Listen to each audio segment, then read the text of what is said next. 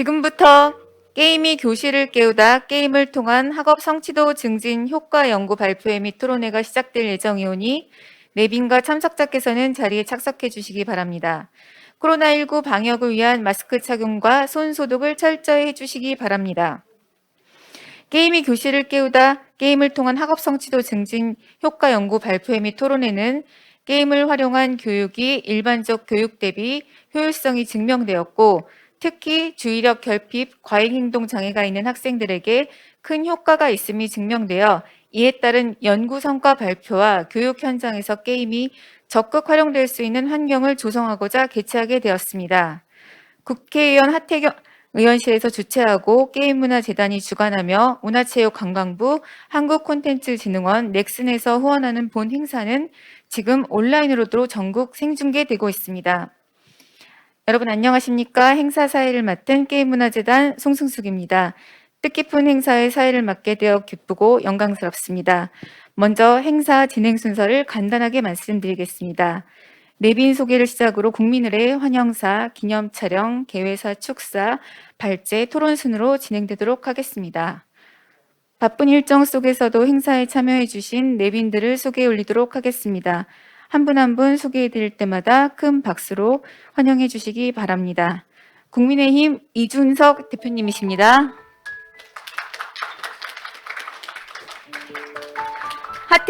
하태경 의원님이십니다. 조혜진 의원님이십니다. 다음으로 국민의례가 있겠습니다. 모두 자리에서 일어나 무대 앞 국기를 향해 주시기 바랍니다.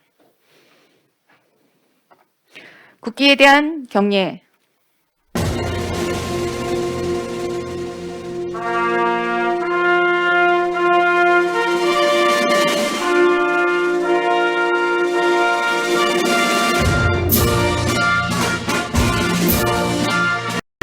나는 자랑스러운 태극기 앞에 자유롭고 정의로운 대한민국의 무궁한 영광을 위해 충성을 다할 것을 굳게 다짐합니다.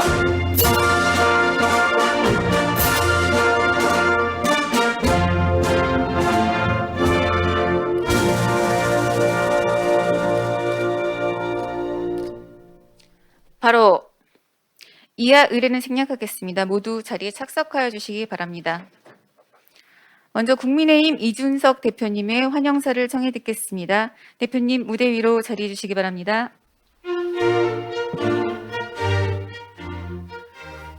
예, 이렇게 게임이 교실을 깨운다라는 이런 주제로 오늘 이렇게 연구 발표하고 또 토론을 하는 것을 진심으로 축하드립니다.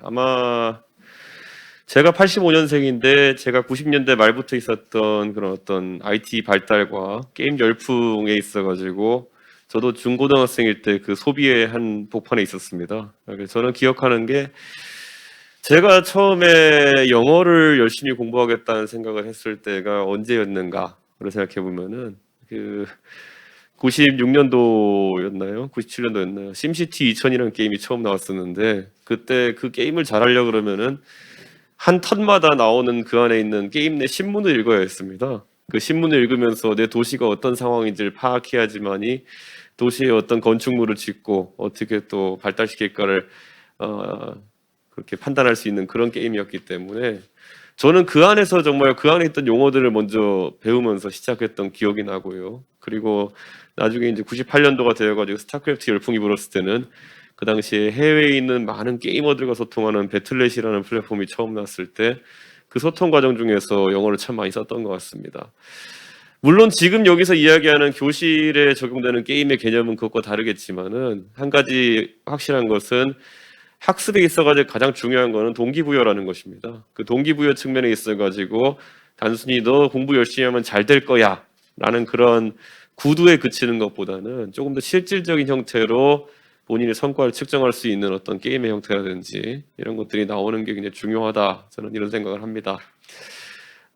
사실 그 게임이라는 것도 저는 지금까지는 우리나라에서 굉장히 고그래픽성과 그리고 굉장히 이런 고도화된 어떤 게임성을 바탕으로 한 그런 게임들이 산업적인 측면에서 많이 각광을 받았었는데요. 저는 앞으로 게임의 미래라고 하는 것은 오히려 우리 사회에 있는 다양한 것들을 녹여내는 그 안에 있다 이렇게 봅니다. 저희가 보통 오프라인에 있는 걸 온라인으로 갖고 오면서 O2O라는 산업 영역이 발생한 것처럼 교육에 있는 상당히 많은 컨텐츠도 저는 게임이 흡수할 수 있다. 저는 이런 판단을 가지고 있습니다. 그래서 저는 이 게임이 교육에 녹아들기 위해 가지고는 앞으로 이 학생들이나 아니면은 교육의 기여자들이 게임을 단순히 어딘가 외주 주고 이렇게 큰 노력을 들여서 만들어야 되는 그런 아이템이라고 생각하기 이전에 자연스럽게 학교에 있는 선생님들도 본인의 교육 콘텐츠를 녹여낼 수 있는 정도의 어서링 툴 같은 것들이 많이 나왔을 때 그런 것들이 좀 활성화되지 않을까 그런 생각을 합니다.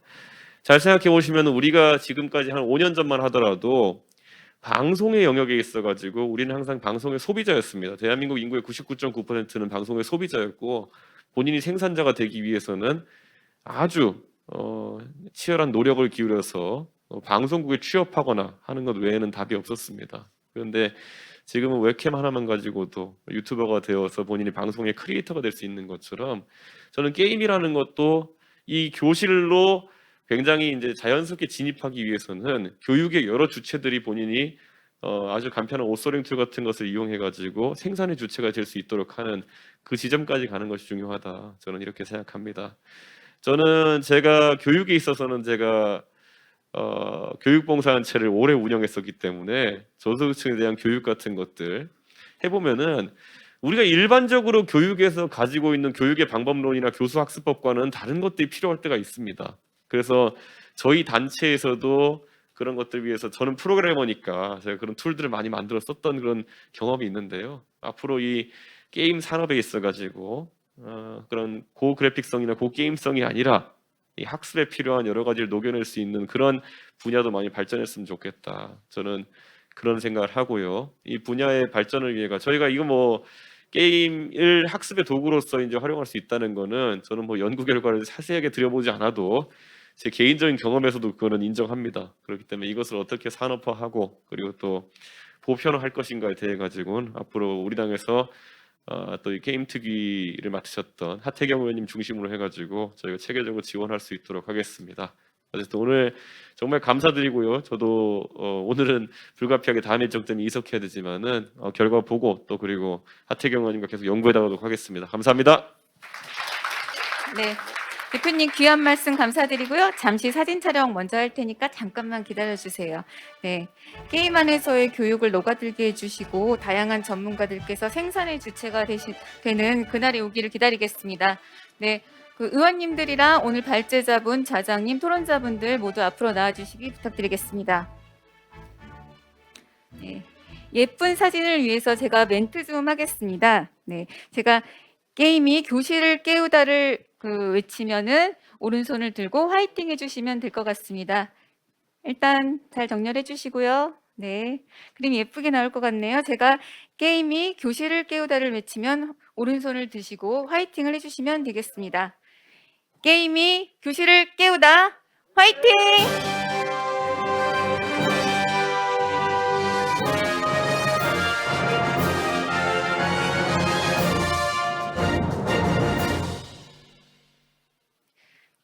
네, 괜찮으시죠? 네. 네, 한 번 더 하겠습니다. 예쁜 사진을 위해서 한 번 더 하겠습니다. 네, 게임이 교실을 깨우다. 화이팅!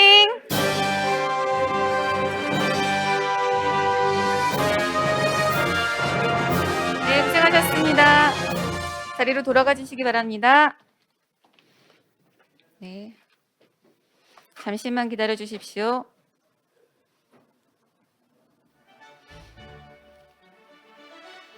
네, 이어서 개회사를 시작하겠습니다.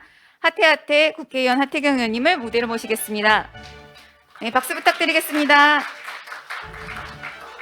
예, 오늘 행사에 바쁜 일정에도 불구하고 꼭 와주신 그 이준석 대표님 감사드리고요. 그리고 바로 앞에 그 오늘 주제이기도 하죠. 교육위원장 조혜진 의원님 감사드리고 김승수 의원은 그 게임 담당하는 문화체육위원회 우리 당 간사 의원으로 있는데 또 축사를 보내주셔서 고맙다는 말씀 드립니다. 오늘 주제는 이겁니다. 이제 게임이 질병이 아니라 치료제더라. 근데 이 치료 효과를 교육 현장에 좀 잘 적용했으면 좋겠는데 아직까지 좀 장애 요인이 많다. 그래서 이 장애 요인을 잘 좀 극복을 하고 이 치료 효과를 극대화하기 위해서 우리 학교 현장에 좀 적용하는 방안에 대해서 좀 토론해 보는 그런 자리입니다. 여러분 ADHD라고 들어보셨죠? ADHD가 이게 한 단어가 아니고 두 단어를 합친 거더라고요. AD가 이제 주의력 결핍, attention deficit이고 HD가 하이퍼 액티비티 디스오더 그죠? 그럼 과잉 행동 장애. 우리 저 김영식 의원님 과학기술 담당하시는 우리 당의 의원님 오셨습니다. 예. 이 게임이 이 ADHD 환자의 불안 공격성을 줄여준다 이런 이제 연구 결과가 있고 죄송합니다. 요즘 코로나가 워낙 많아서 코로나는 아침에 진단해 보니까 아니더라고요. 걱정하지 마시고. 그래서 이제 이것을 학교 현장에 어떻게 적용을 할 거냐. 아직도 이제 게임에 대한 부정적 인식이 높아서 법과 제도가 이 학교 현장에 적용하는데 아직도 이제 충분히 지원을 못하고 있다고 합니다. 그래서 특별히 오늘 그 조혜진 의원님도 오셨는데 오늘 토론회에서는 게임이 교육으로서 적극적으로 활용될 수 있는 방안 모색하고 필요한 법과 제도의 개선 방안을 심도 있게 논의하려고 합니다. 그래서 오늘 토론 잘 들어보겠습니다. 고맙습니다.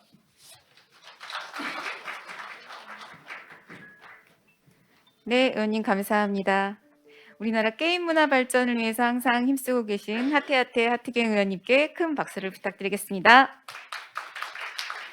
네, 다음은 귀한 시간 내주신 조혜진 의원님의 축사 부탁드리겠습니다. 의원님 앞으로 나와주세요. 박수 부탁드리겠습니다. 예, 소개받은 국회교육위원장 조혜진 의원입니다. 오늘 게임이 교실을 깨우다라는 제목, 그런 주제로 게임을 통한 학업 성취도 증진 효과를 그동안 연구해온 데 대한 그 결과 발표 그리고 토론회가 우리 국회에서 열리게 된 것을 진심으로 축하드립니다.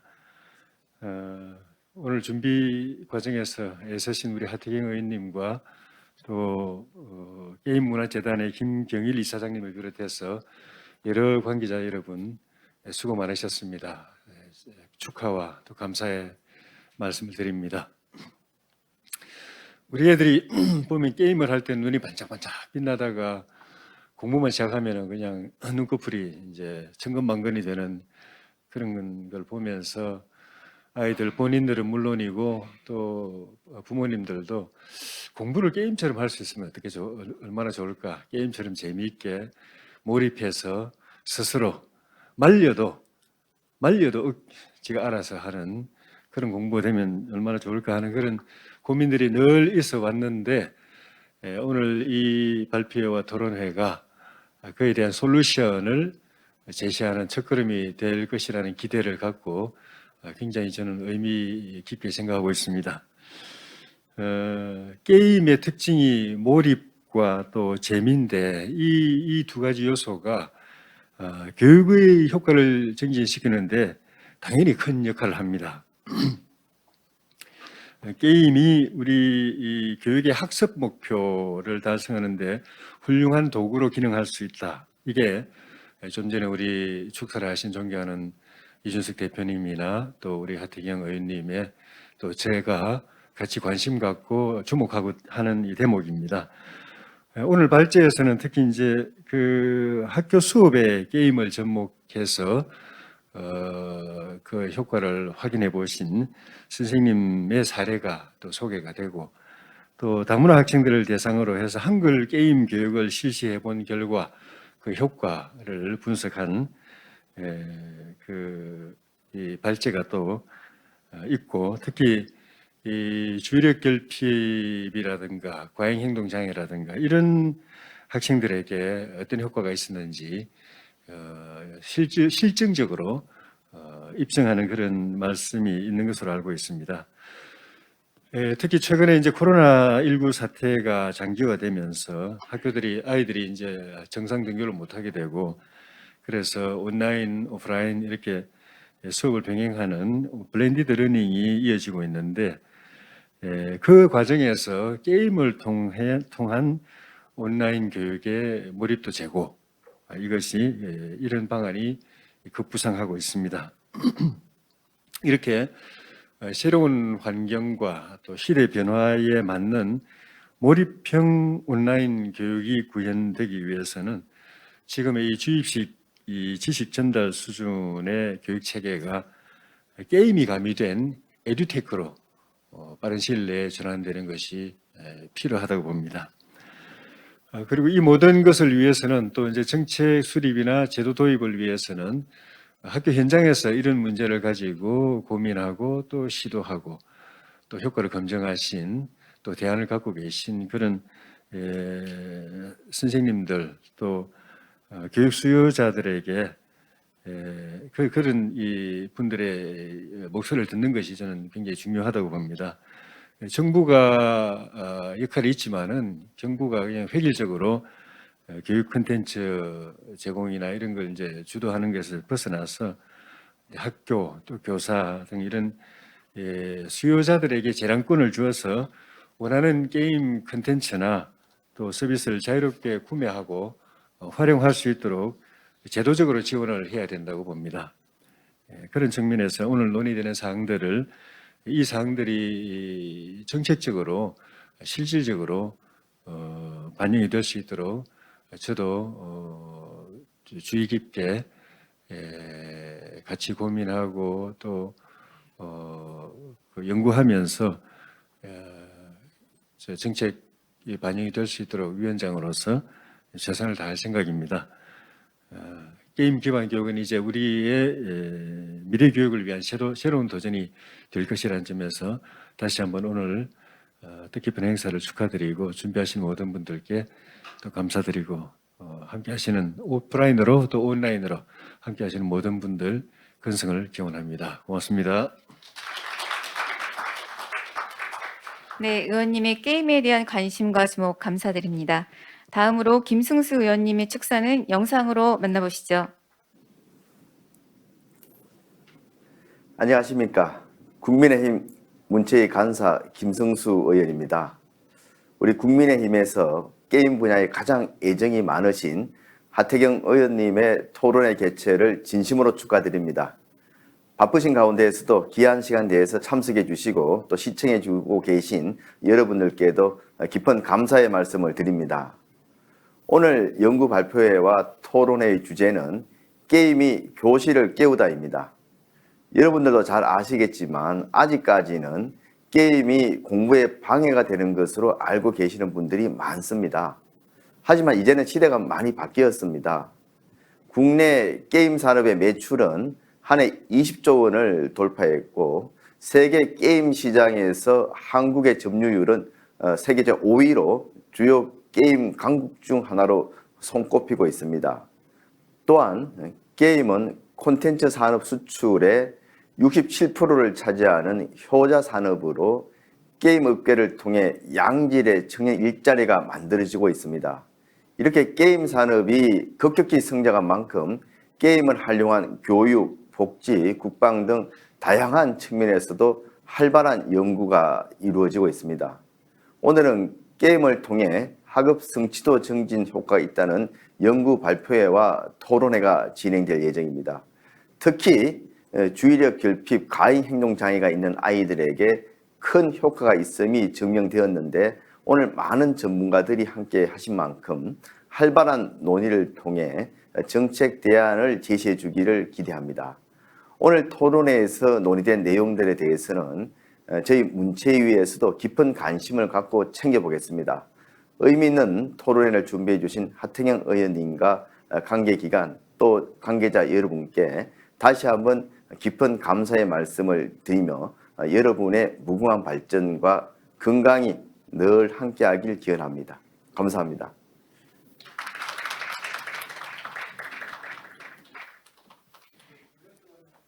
네, 네. 게임과 그 확장성에 대해서 의원님들 귀한 말씀 잘 간직했습니다. 또 아직 미처 소개시켜드리지 못한 귀한 분이 계신데요. 김영식 의원님 오셨습니다. 박수 부탁드리겠습니다.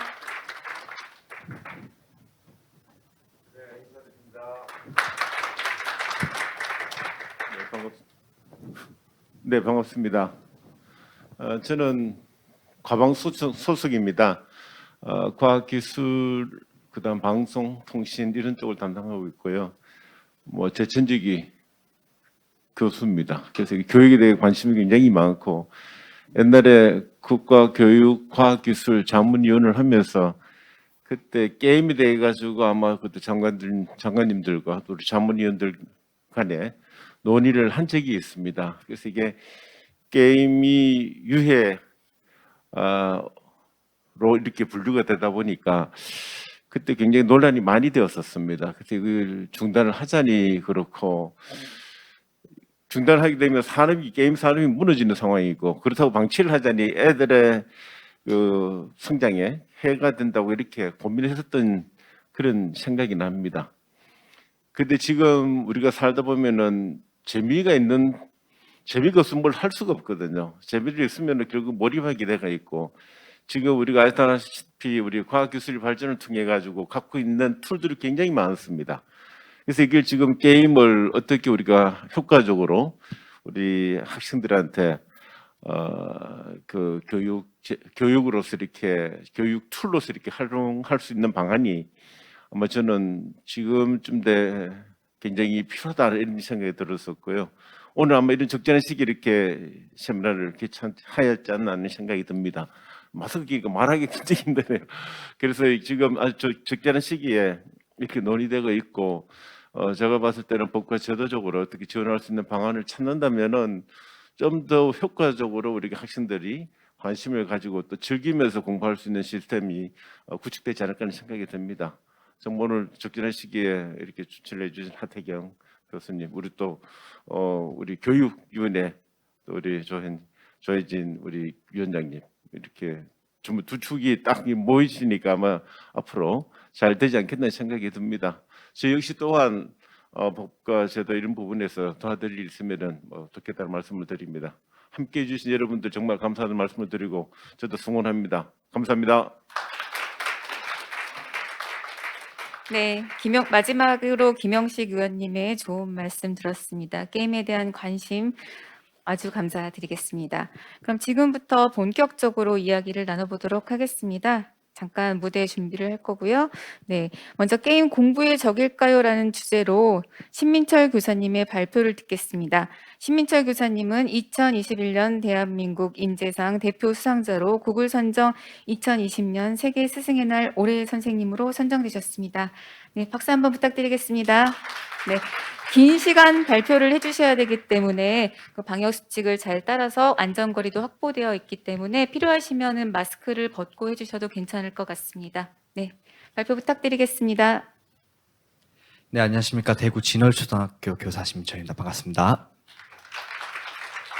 네, 오늘 제가 가져온 제목 아마 부모님들과 대척점을 이루겠죠. 공부라면 게임의 적이다 이렇게 생각을 하실 수 있는데 과연 그럴지 교실 현장의 여러 모습들을 담아왔습니다. 그래서 그것들을 실증적인 자료를 바탕으로 말씀을 드리겠습니다.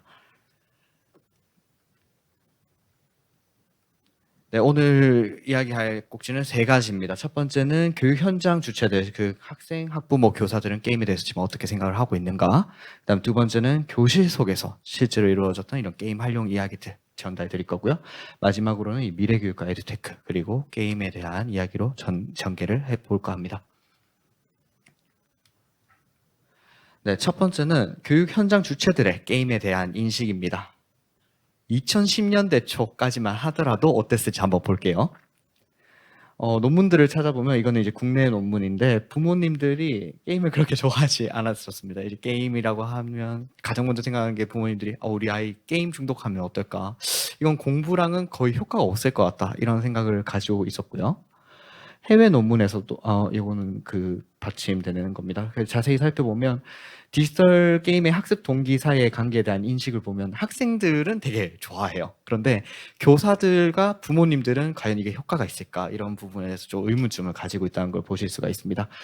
근데 이 국내뿐만 아니라 이 해외 논문에서도 나와 있는데 이제 게이미피케이션 교육, 게임 베이스드 러닝이 본격적으로 이제 연구가 되기 시작하는데 이 논문에서도 의미하는 바가 뭐냐 하면 이런 교육들이 확산이 되려면 부모님들을 설득을 해야 된다. 부모님들의 공감대가 형성이 되지 않으면 이런 것들이 조금 힘들 것이다라는 이야기들이 2010년도에 나왔습니다. 아마도 제가 방금 보여드린 네, 이게 잘 안 되네요. 이 부분일 겁니다. 게임과 공부, 줄다리기를 하는 이 모습이 우리가 생각했던 그런 모습들이고 또 저희 머릿속에 강인하게 내재되어 있는 부분이라고 저는 생각을 하고 있습니다. 그런데 이제 게이미피케이션이 등장을 하게 되면서요, 이제 게임과 교육 관계가 조금 반전이 일어나고 있습니다. 그래서 디지털 게임 베이스 러닝이 이제 컴퓨팅 사고력과 이제 교육과 함께 하면서 교육적 효과에 대한 본격적인 연구가 시작이 되는데, 그러면서 이제 해외 논문을 제가 좀 찾아봤습니다. 그래서 결국 이제 요약해서 말씀드리자면 학습 동기, 그러니까 이제 모티베이션이라고 하죠. 학습 동기와 엔게이지먼트, 학습 집중력이라든지 몰입력이 상당히 높아지는데 이 학습 동기랑 몰입력이 높아진다는 그 사실은요, 학습 성취와도 관련이 되어 있습니다. 마치 A는 B고 B는 C라면 이 게임이라는 요소는 학습 몰입력과 이런 것들을 높이기 때문에 학습 효과가 있다는 걸 이제 증명이 되고요. 이건 다 SSCI급 논문들에서 발표된 자료들입니다. 이제 최근에 이런 게이미피케이션 연구들이 이루어지면서 게임의 교육적 활용성에 대한 그리고 효과성에 대한 연구들이 많이 이루어지고 있는 상황입니다. 근데 제가 이런 거 말씀드리면 사실 교수님이 나와서 말씀을 주시는 게 훨씬 좋은데 제가 교사잖아요. 제가 나온 이유는 바로 교실 현장의 이야기를 전달해 드리기 위해서입니다. 왼쪽 사진 보시면요, 마스크를 벗고 있죠. 그리고 학교 모니터를 보면 정말 옛날 그 엑스캔버스라는 브랜드가 있었을 때 텔레비전 모습입니다. 2017년도의 모습인데요. 저는 대구 광역시에 있는 학교 소속인데 6학급, 그러니까 한 학년에 한 반 있는 시골 학교로 발령이 났습니다. 대구 광역시에 몇 없는. 그 학교에 가서 저는 이제 처음에 되게 놀랬던 게 학생 수가 10명밖에 없어요. 10명 데리고 수업하면 맞춤형 교육을 할 수 있겠다. 앉혀놓고 하는데 이 시골 아이들이기도 하고 사교육을 전혀 받지 않다 보니까 다른 건 괜찮은데 수학 부분에서 엄청나게 미달되는 그런 모습들을 보이게 됩니다. 제가 사실 게임을 교육의 현장에서 좀 시작하게 된 이유가 학생들 때문입니다. 이 친구들이 이제 사교육도 못 받고 오로지 이제 공교육에 의존을 하는데, 그래서 수학 도저히 4학년이었는데 이때 놓치면 중학교 가도 수학을 포기할 것 같아서 제가 어떻게 했냐면 하루에 6시간씩 수학을 가르쳐 봤습니다. 학습지 다 뽑고 활동지 다 뽑아가지고 아침 10시부터 오후 4시까지 방과후도 거기는 다 4시 반에 집에 가거든요. 앉혀놓고 어떻게든 수준별도 해보고 보드게임도 해보고 모든 걸 했는데 한 달쯤 지나니까요, 저희 아이들이 저한테 수학책 펴라고 하니까 선생님, 저는 수학책 펴야 돼. 난 세상에 수학이 제일 싫어. 그 말을 딱 듣는 순간 일단 처음에는 너무 당황스럽고 상처도 되고 내가 이렇게 열심히 가르쳐줬는데 어떻게 아이들이 나한테 그런 이야기를 할 수 있을까라는 생각하면서 집에서 좀 우울감에 빠져 있었습니다. 근데 그때 우연하게 제가 네이버 광고에서 본 게 뭐냐 하면 미국 칸 아카데미 프로그램에 선도교사를 모집을 한다. 그런 말이 있어서 서울에서 이제 연수가 있길래 토요일 날 이제 보러 가서 연수를 듣고 왔죠. 근데 보니까 수학 문제를 푸는 게 아니라 어떻게 보면 게임을 활용한 수학 도구를 해서 학생들의 학습 결과 분석으로 맞춤형 학습을 가는 프로그램이 있는 겁니다. 이거다 해서 그 다음날 바로 적용을 했는데 처음에 쉽지 않았습니다. 그때는 뭐 학교에 와이파이도 없고요, 태블릿도 없고 아무것도 없는 상황에 이거를 하겠다라고 했을 때 과연 이게 될까라고 포기를 할 쯤이었는데 아이들이 어느 순간 한 2주쯤 지나니까 저는 기대도 안 했는데 스스로 하고 있더라고요. 공부를. 얼마나 기특합니까? 수학 공부를 스스로 아이들이 하고 있다. 여기서 뭔가 좀 차관점을 얻어서 게이미피케이션, 에듀테크 교육을 학교 현장에 했었는데 지금 왼쪽에 있는 장면은 뭐냐면요, 학부모님들을 모아서 연수를 하고 있는 겁니다. 그런데 왼쪽에 창문 보시면 느낌이 오시나요? 학부모 공개 수업하면 낮에 하죠. 밤에 했습니다. 여기는 이제 부모님들께서 이제 낮에는 다 근무를 하셔야 하기 때문에 밤에 이렇게 모아서 했는데 부모님들이 사실은 걱정이 되게 많으셨어요. 우리 애 안 그래도 스마트폰 중독인데 학교에서 태블릿이라든지 게임을 한다고? 부모님들이 불만이 많으셔가지고 저한테 민원 전화도 오고 그래서 이거 오해를 풀어야겠다고 해서 하는 방법이 부모님들 모아서 그 아이들이 학습하고 있는 프로그램을 실제로 돌려보았습니다. 그리고 나서 엄청나게 우호적으로 바뀌셨더라고요. 저는 그때 가능성을 봤습니다. 그래서 지금 오른쪽 아이들이 그 아이들입니다. 그 부모님들 생각이 바뀌신 거 보시죠. 왜냐하면 부모님들 세대는요, 스타크래프트 세대입니다. 다들 대학생 때 게임을 하고 그런 건데 이걸 공부에 활용해 본 적이 없기 때문에 문제가 생깁니다. 이거는 그 비단 게이미피케이션의 문제뿐만 아니고요. 스마트 교육, 지금 이제 에듀테크 기반 교육에서도 똑같은 문제로 발생됩니다. 부모님들이 걱정하는 이유, 정보의 결핍입니다. 그렇기 때문에 저희는 적극적으로 보여야 되는 거고요. 네, 이 원격 수업에 대한 실제감이라는 요소가 되게 중요한데 제가 그걸로 석사 논문을 작성하고 이제 박사로 넘어가는데요. 게임적인 요소가 상호작용을 높여야 되기 때문에 실제감을 매우 높이는 그런 효과가 있었습니다. 네, 다음 한번 넘어가도록 하겠습니다. 자, 그래서 저는 이제 마지막으로 미래교육과 에듀테크에 대한 이야기를 말씀드리려고 합니다. 이번에 새로운 대통령님께서 이제 교육정책을 제시를 했을 때 제가 한번 쭉 살펴봤습니다.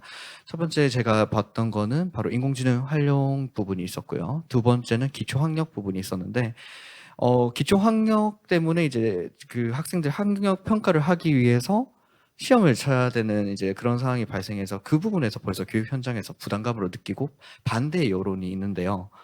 저는 이 인공지능 그런 정책과 그 다음에 이번에 그 기초학력이 떨어져서 학생들의 지적 영향을 측정해야 되는 그 부분에서 이 게임이 좋은 효과, 즉 그런 국민들의 그런 불안함을 달래줄 수 있는 좋은 다리 역할을 할 수 있다는 걸 제가 좀 말씀을 드리고자 합니다. 지금 아이들 세대는요, 인류가 바뀌었다고 합니다. 포노사피엔스, 그러니까 핸드폰을 들고 태어났다라고 하는 그런 세대인데요. 이 친구들의 특징을 보면 되게 우리가 지적 영향이 떨어졌을 거라고 생각을 하지만 또 다른 영향들이 많습니다. 정보를 찾거나 자기주도적이거나 아니면 다양성을 하거나 이런 회복 탄력성이 매우 높은데 이런 세대의 특징을 가지고 있습니다. 이게 바로 지금 아이들의 포노사피엔스죠. 변화와 진화의 차이점 혹시 아시나요? 변화와 진화의 공통점은요, 바뀐다는 것입니다. 근데 변화와 진화의 결정적인 차이점은요, 회귀가 불가능하답니다. 되돌릴 수 없다는 겁니다. 변화는 우리가 선택을 위해서 변화를 할 수가 있습니다. 변화를 선택하면 되겠죠. 근데 진화 같은 경우에는 우리가 대다수가요, 바뀌기를 거부합니다. 그 대표적인 예가 스마트폰입니다. 우리 2010년대쯤 이제 스마트폰이 본격적으로 보급됐었죠. 근데 지금 여러분들 중에 혹시 스마트폰 없이 사실 분 손 한번 들어보실까요? 이미 여러분들 진화가 됐다는 겁니다. 그럼 이 진화된 사회 속에서 우리는 학생들을 가르쳐야 되며 이 태블릿이라든지 스마트폰을 쓰지 말라고 하는 거는요, 오히려 학생들에게 도태를 시키는 그런 겁니다. 진화의 흐름에 탑승을 못하게 하는 거죠. 그럼 우리가 지금 아이들에게 가르쳐줘야 되는 건 무엇인가? 이 도구를 가지고 어떻게 활용하는가? 그리고 이 도구를 가지고 어떤 지식을 창출하는가에 대해서 새로운 패러다임으로 접근을 해야 됩니다. 그 중에서 제가 게임을 조금 좋은 요소라고 생각을 했는 게 뭐냐면요. 인공지능을 하려면 사람들이 인공지능 하면 되게 쉬운 알파고 딱 생각하면서 뭔가 옆에서 알려주고 정말 어떻게 보면 어렵지만 쉬운 존재라고 생각을 하잖아요. 근데 인공지능 프로그램을 교육적으로 만든다? 상당히 힘듭니다. 왜 그런지 아시나요? 데이터가 없거든요. 데이터가 있어야지 머신러닝을 돌려가지고 추세를 보고 그 머신러닝 데이터를 바탕으로 인공지능 알고리즘을 설계해서 학습자 맞춤형 교육을 위한 인공지능을 설계를 할 수가 있는데 학생들 데이터가 없으면 인공지능 설계를 할 수 있다? 아니요. 저희가 인공지능 교육 프로그램을 하는 곳을 제가 쭉 살펴봤습니다. 표본 학교가 전국에서 한 50개 정도의 표본을 가지고 대한민국 학생들의 일반화를 이끌어낸대요. 가능할까요?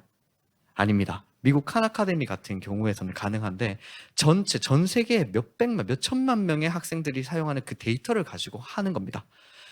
자, 그러면 저희가 여기서 해답이 나왔죠. 우리가 기초 능력이라든지 이런 것들을 시험을 친다고 했을 때 부모님들 그리고 선생님들 많은 분들이 생각을 하는 게 뭐냐면요, 지필고사죠. 종이로 시험을 친다. 이렇게 생각하는데 초등학교 1, 2학년 친구들이 딱 종이로 시험 치는 그 모습을 보면 사람들이 그렇게 좋아하지 않을 것 같습니다. 21세기 사회에 이 도구를 사용한다? 별로 안 좋아하시겠죠. 그런데 지금 학교 현장에 태블릿이라든지 이런 것들이 블렌디드 러닝으로 보급이 됐잖아요. 그리고 이 아이들이 좀 친숙하게 문제를 풀면서 이게 게임인지 학습인지 테스트인지 구분이 못 되면서 즐기면서 내 지적 역량을 테스트할 수 있다. 아이들이 긍정적으로 받아들입니다. 그리고 평가는 아이의 수준을 나누는 것에서 그치면 안 됩니다. 평가는요, 그 학생의 성장을 위해서 우리가 봐야 될 지표죠. 그걸 바탕으로 피드백을 가야 되죠. 그런데 우리가 지필평가를 치고 나면요, 매기고 끝납니다.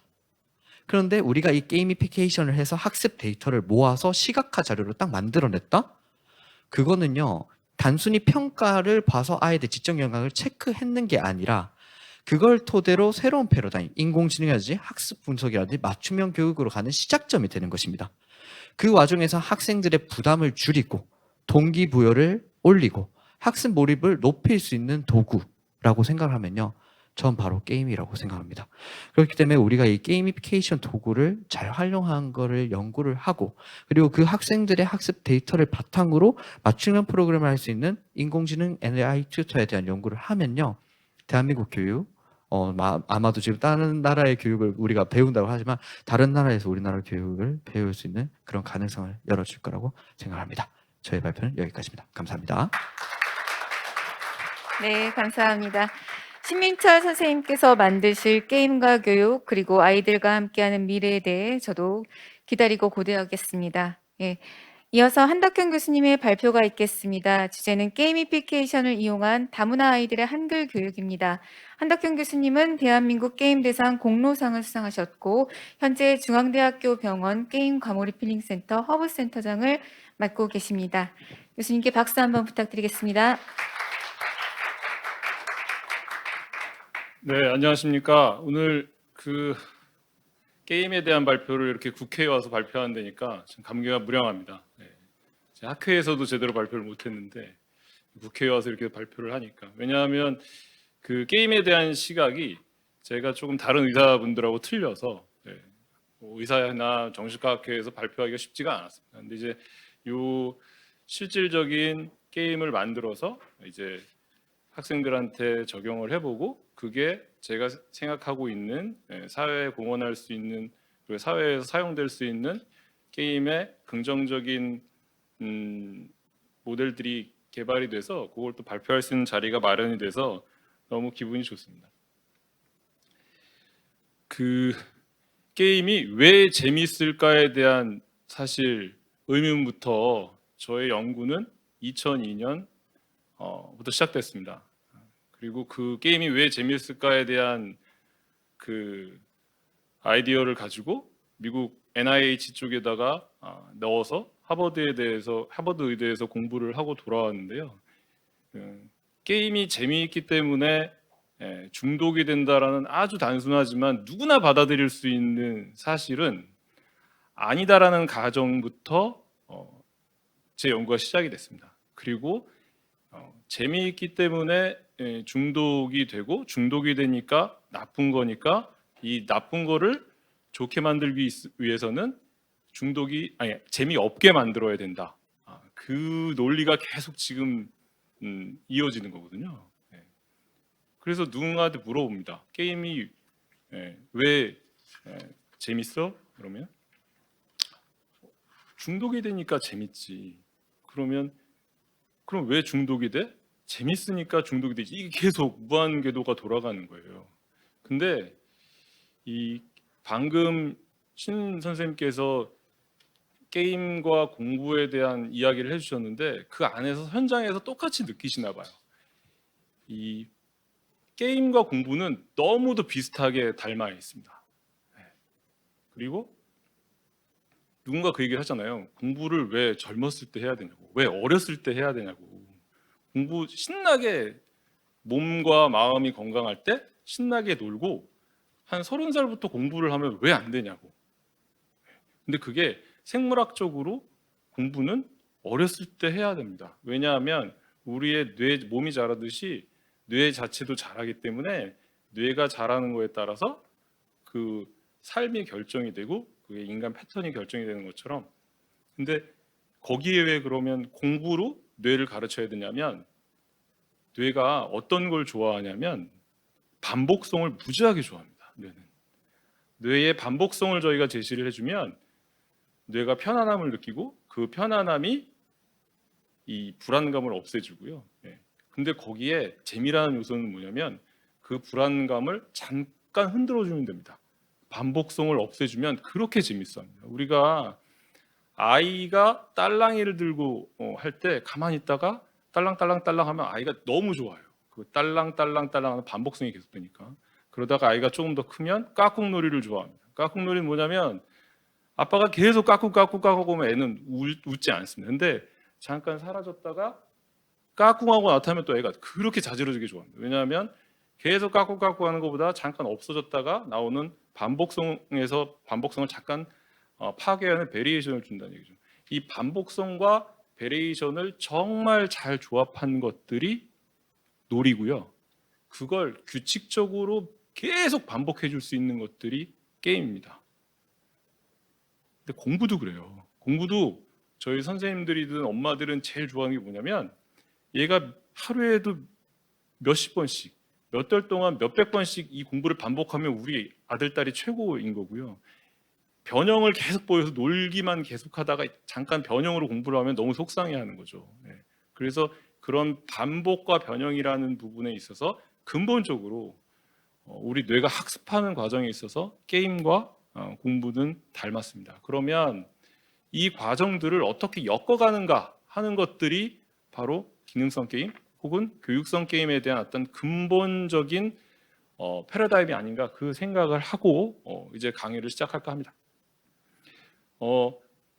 지금 보시는 사진들은 이미 교육 시장에는 게이미피케이트 되어 있는, 게임화되어 있는 게임들이 많습니다. 그리고 대기업 중에서도 디지털 프로그램들을 통해서 아이들을 반복 학습을 시키게 되고 거기에서 잠깐 게임을 시켜서 아이가 보상으로 리워드를 게임을 주게 하는 이 것들이 작년 재작년부터 M4 뭐 해서 몇 개가 아주 활발하게 유지가 되고 있는데, 지금 제가 발표하려는 게임은 리워드 보상으로 게임이 주어지는 것들이 아니라 게임을 통한 학습을 해서 좋아지는 조금은 다른 형태의 교육 게임을 보여드리려고 합니다.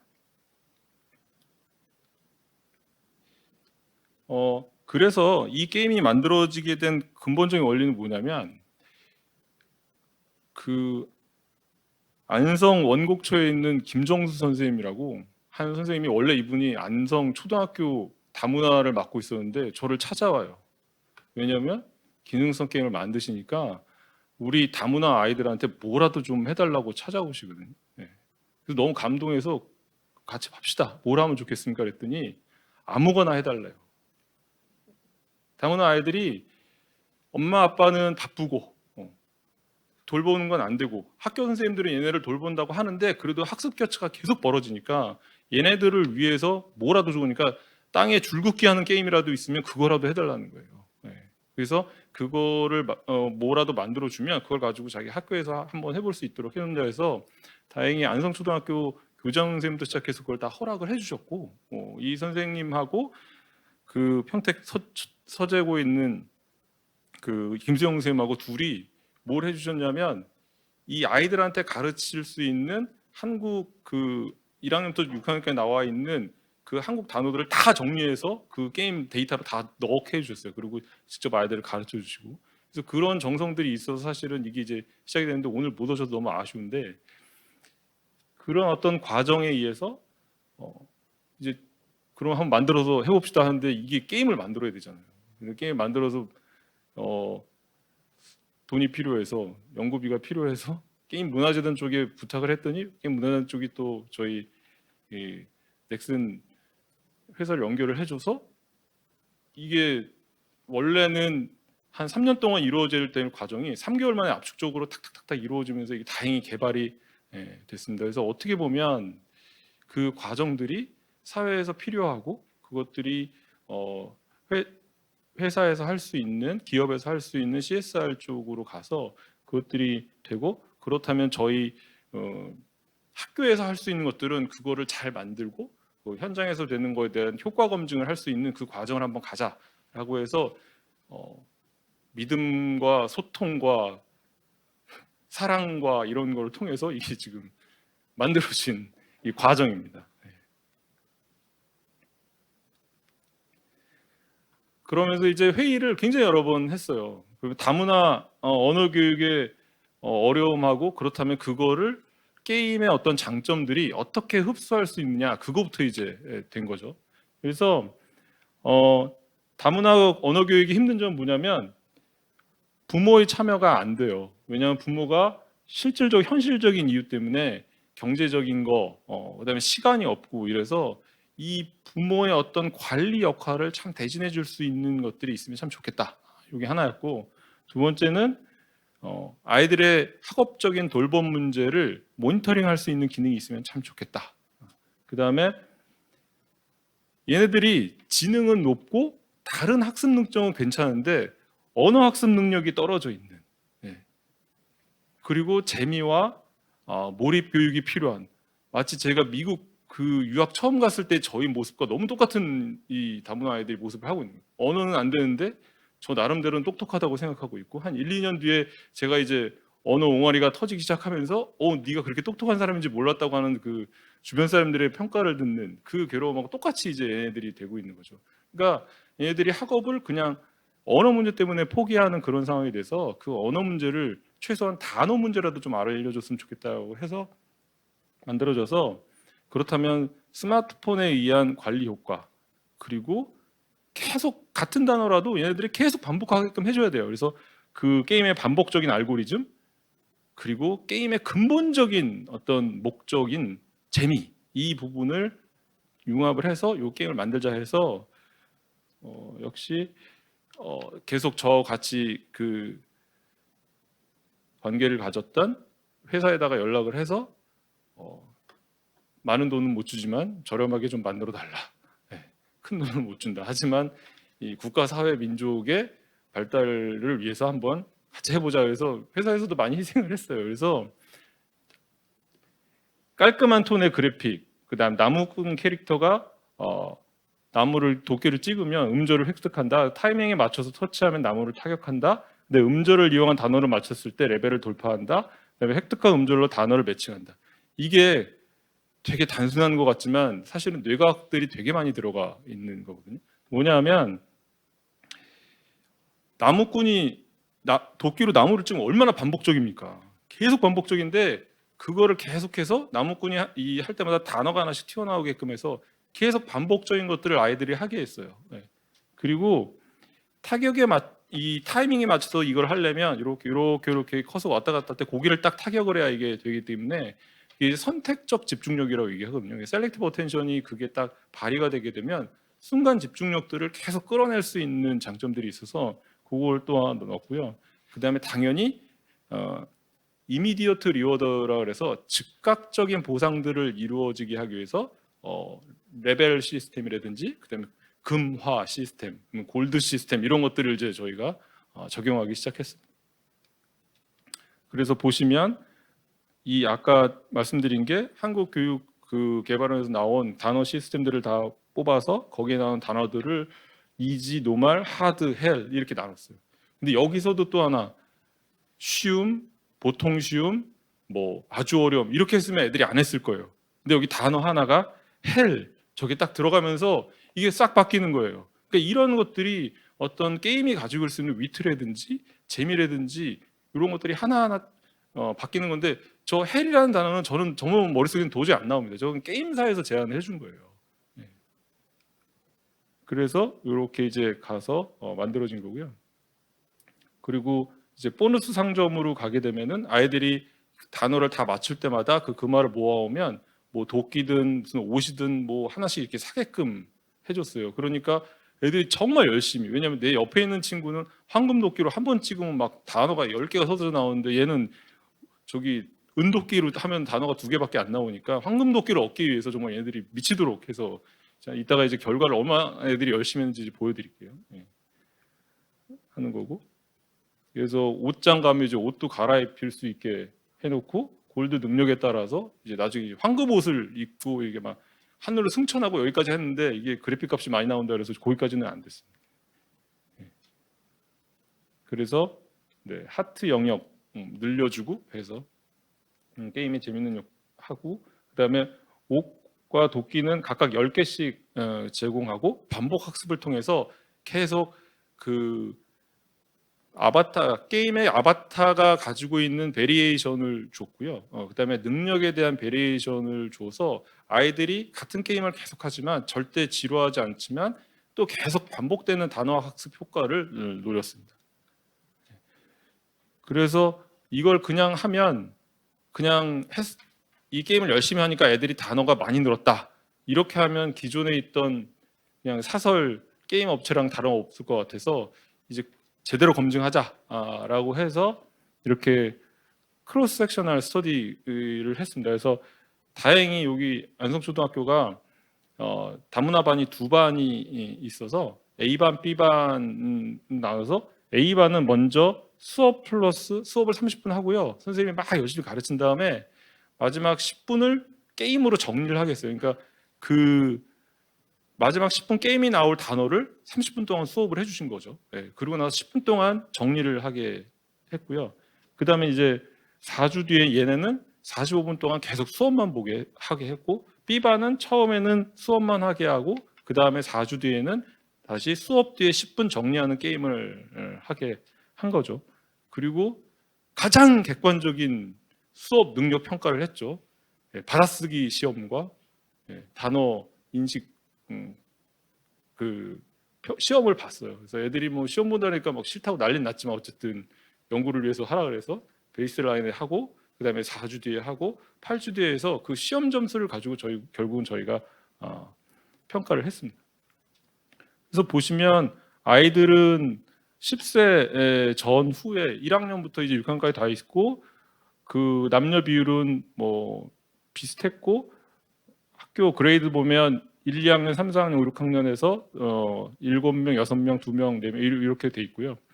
퍼스트 랭귀지가 다 이 러시안으로 다 통일이 돼 있습니다. 그래서 뭐 몽골, 중국, 뭐 러시아 뭐 이게 아니고요. 그냥 러시아어를 쓰는 아이들로 다 이게 돼 있고 그다음에 여기에 한국으로 오게 된 그 연도는 1년 6개월에서 2년 남짓되는 그 아이들이 해서 얘네들의 어떤 랭귀지 스킬, 언어 기술이 늘어나는 정도를 잘 모니터링 할 수 있는 그런 상황이었고 그 다음에 주의력 점수, 불안 점수, 뭐 우울 점수 이런 것들을 체크를 했습니다.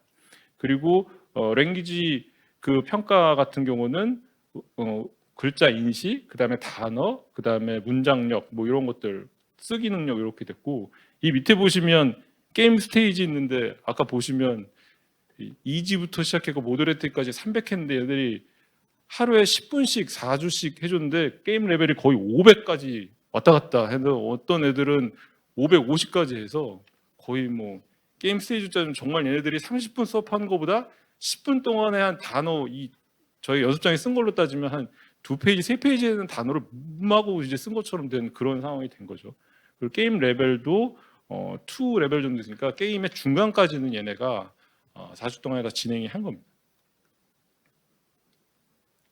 그래서 게임 만족도 보면 0에서 10점 정도로 평가를 했을 때 거의 8.5 이상에 다 해서 애들이 상당히 만족해하는 걸 알 수 있었고요.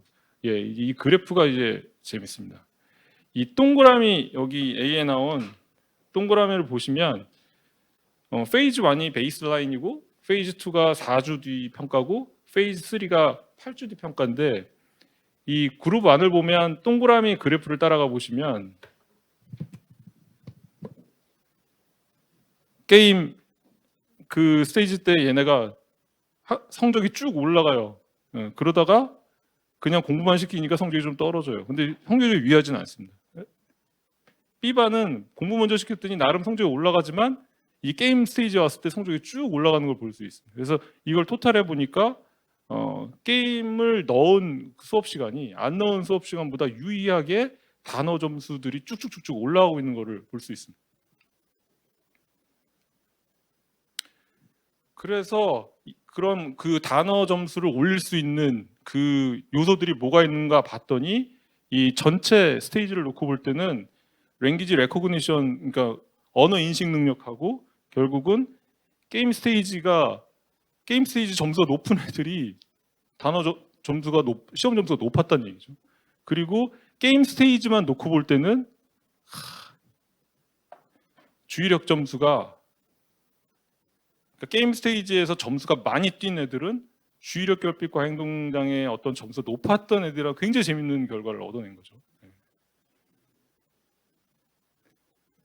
그래서 게임 스테이지 때 보통 일반 애들하고 주의력 결핍과 행동장애 아이들을 봤더니 점수가 베이스라인 때 단어 점수가 약했어요. 시험 봤을 때. 근데 그 게임 스테이지를 다 거치고 났더니 주의력이 떨어진 애들이 점수가 거의 일반 애들 수준까지 따라잡는 수준까지 된 거죠. 예. 그리고 컨트롤 스테이지 때는 얘네들은 수업만 하면은 점수가 쭉 떨어져요. 예.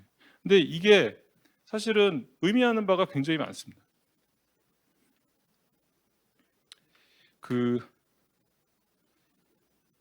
저 안에는 의사가 가서 주의력 결핍과 행동장애를 진짜로 진단하지는 않았어요. 그러니까 저희가 설문을 통해서 이게 이제 진행이 된 건데, 어쨌든 선생님들이 평가할 때 굉장히 산만하고 주의력이 떨어지는 아이들하고 선생님들이 이제 평가를 해주실 거거든요.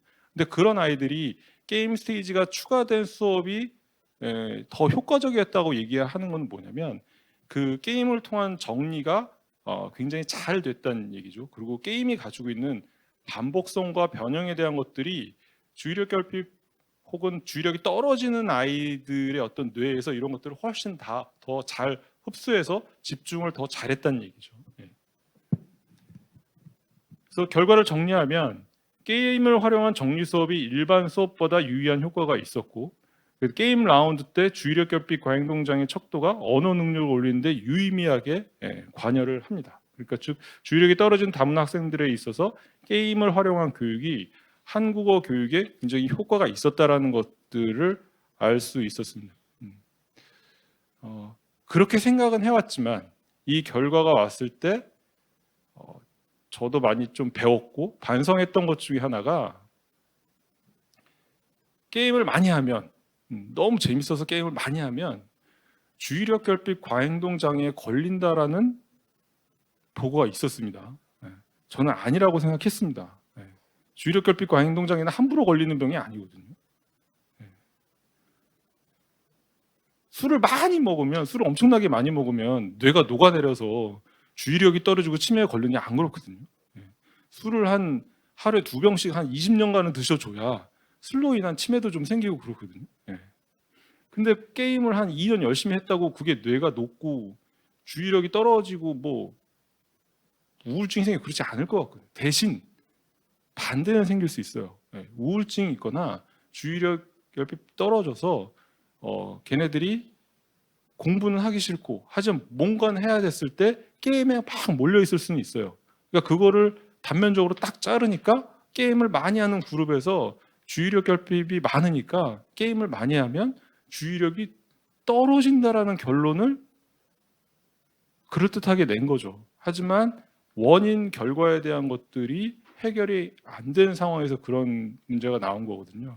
근데 이 학습을 통한 결과들을 놓고 볼 때는 어쨌든 게임이 주의력을 떨어뜨리는 게 아니라 주의력에 문제가 있는 아이들한테 도움을 줄 수 있다라는 결과를 얻게 된 거죠. 그 이유는 다시 제일 처음으로 돌아가서 즉각적인 보상, 반복성, 약간의 변형을 즐기는 뇌를 게임에 가지고 있는 이 벡터가 그 안에 공부라는 콘텐츠를 태워서 보냈을 때 주의력이 떨어지는 아이들의 어떤 뇌에 정말 적합하게 잘 들어간다는 얘기죠. 그래서 비록 저희가 이제는 다시 의사, 과학자적인 입장으로 와서 다시 말씀드리면 지금은 주의력이 떨어지는 아이들의 교육 수준에서 이 게임이 이용이 되지만 사실은 우울증이라든지 불안증이라든지 치매라든지 이런 어떤 다른 저 뇌에 관련된 질환 속에 기가 막히게 알고리즘화 되어 있는 이 게임을 이용한 그 안에 콘텐츠를 태워서 내보내는 디지털 치료제 혹은 게임형 어떤 게임스케이트 치료제는 인류한테 정말 많은 좋은 치료제를 제공할 것으로 생각이 됩니다. 요 결과는 게임 포 헬스라고 하는 저널에 투고가 됐어요. 아까 저기 신 선생님이 보여주신 컴퓨터 앤 에듀케이션 쪽에 보냈는데 거기서 답이 오기를 야 주의력 결핍 행동장애 이런 임상이 있어서 우리는 리뷰 못 해주겠다 해서 바로 리젝이 돼서 할 수 없이 이제 이쪽으로 보냈는데 빨리 교육계 쪽에서도 그런 것들을 받아들여서 리뷰를 해줄 수 있는 국제 저널들이 많이 좀 생겼으면 좋겠습니다. 그래서 다음 계획은 커요. 제가 이 김정은 선생님한테 약속했거든요. 그 안성을 비롯한 경기도 쪽에 다문화가 많으니까 이번에는 당신 학교에서 이렇게 한두 개 했으니까 야 크게 가자. 그 경기도 안성시가 한번 게임을 통한 다문화 교육의 메카가 한번 돼보는 게 어떻겠는가. 그거 한번 제안을 했습니다. 장 박사님.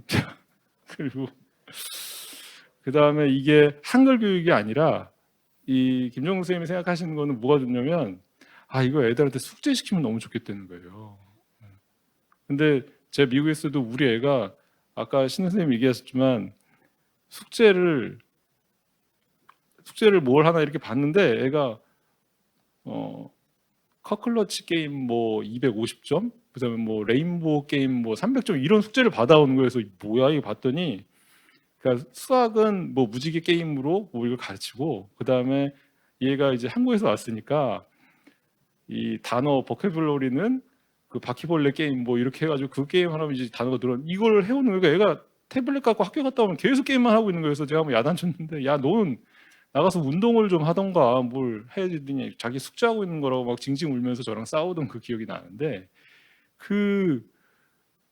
그렇게 좀 저희도 한번 시범적으로라도 한번 진행을 해보면 참 좋을 것 같습니다. 다시 한번 말씀드리지만 땅바닥에 이렇게 줄긋기 하는 거라도 뭐라도 해줬으면 좋겠다라는 현장에 있는 우리 선생님들의 어떤 울림이 조금 여기 오신 분들한테 마음속에 조금 이렇게 각인이 되셨으면 좋겠습니다. 그리고 이게 지금 러시아어로 되어 있는데 중국어도 되고 뭐 헝가리어도 되고 뭐 다양한 어떤 언어로 변형이 될 수 있으니까 다른 언어를 사용한 다문화 학생에게 적용이 되고 제가 여기서는 주의력 결핍 과잉 행동장애 아이들한테만 적용을 했지만 우울증이라든지 그다음에 아이 부모 간의 관계가 좀 소원해되어 있는 애착장애 아이들이라든지 또 지능이 조금 떨어지는 애들이라든지 이런 쪽에 얼마든지 이 파급 효과는 많기 때문에 뭐 계획만 세워주시면 바로 레디했다가 시작하겠습니다. 네, 이상입니다. 네. 믿음, 소통, 사랑이 결합된 게임과 교육에 관한 교수님의 말씀 감명 깊게 들었습니다. 교수님께서 개발하신 게임의 그 활약상과 확장성 기대하고 있겠습니다. 네, 그럼 앞서 들은 내용을 주제로 토론을 진행해 볼 텐데요. 본 토론회를 이끌어 주실 자장에는 현재 게임문화재단 이사이시면서 게임정책자율기구 이사이신 이락 디지털문화연구소 이장조 소장님, 패널에는 한국콘텐츠진흥원 게임본부 이양한 본부장님, 경기도교육청 진로직업정책과 최상건 장학사님, 경기도교육연구원 학교교육연구팀장이신 최정아 연구위원님 자리로 모시겠습니다.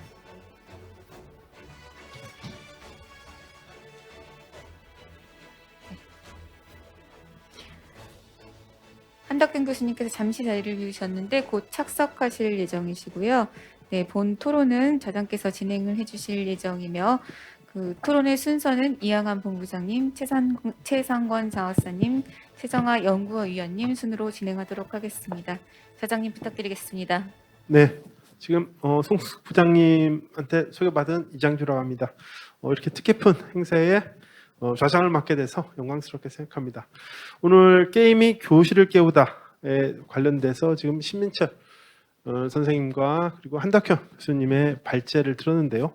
이와 관련돼서 학계 전문가 한국콘텐츠진흥원 이양환 본부장님, 그리고 경기도교육청 최상권 장학사님, 그리고 최정하 연구원님 나와주셨는데요. 먼저 이양환 본부장님께 한번 토론을 청해 듣도록 하겠습니다.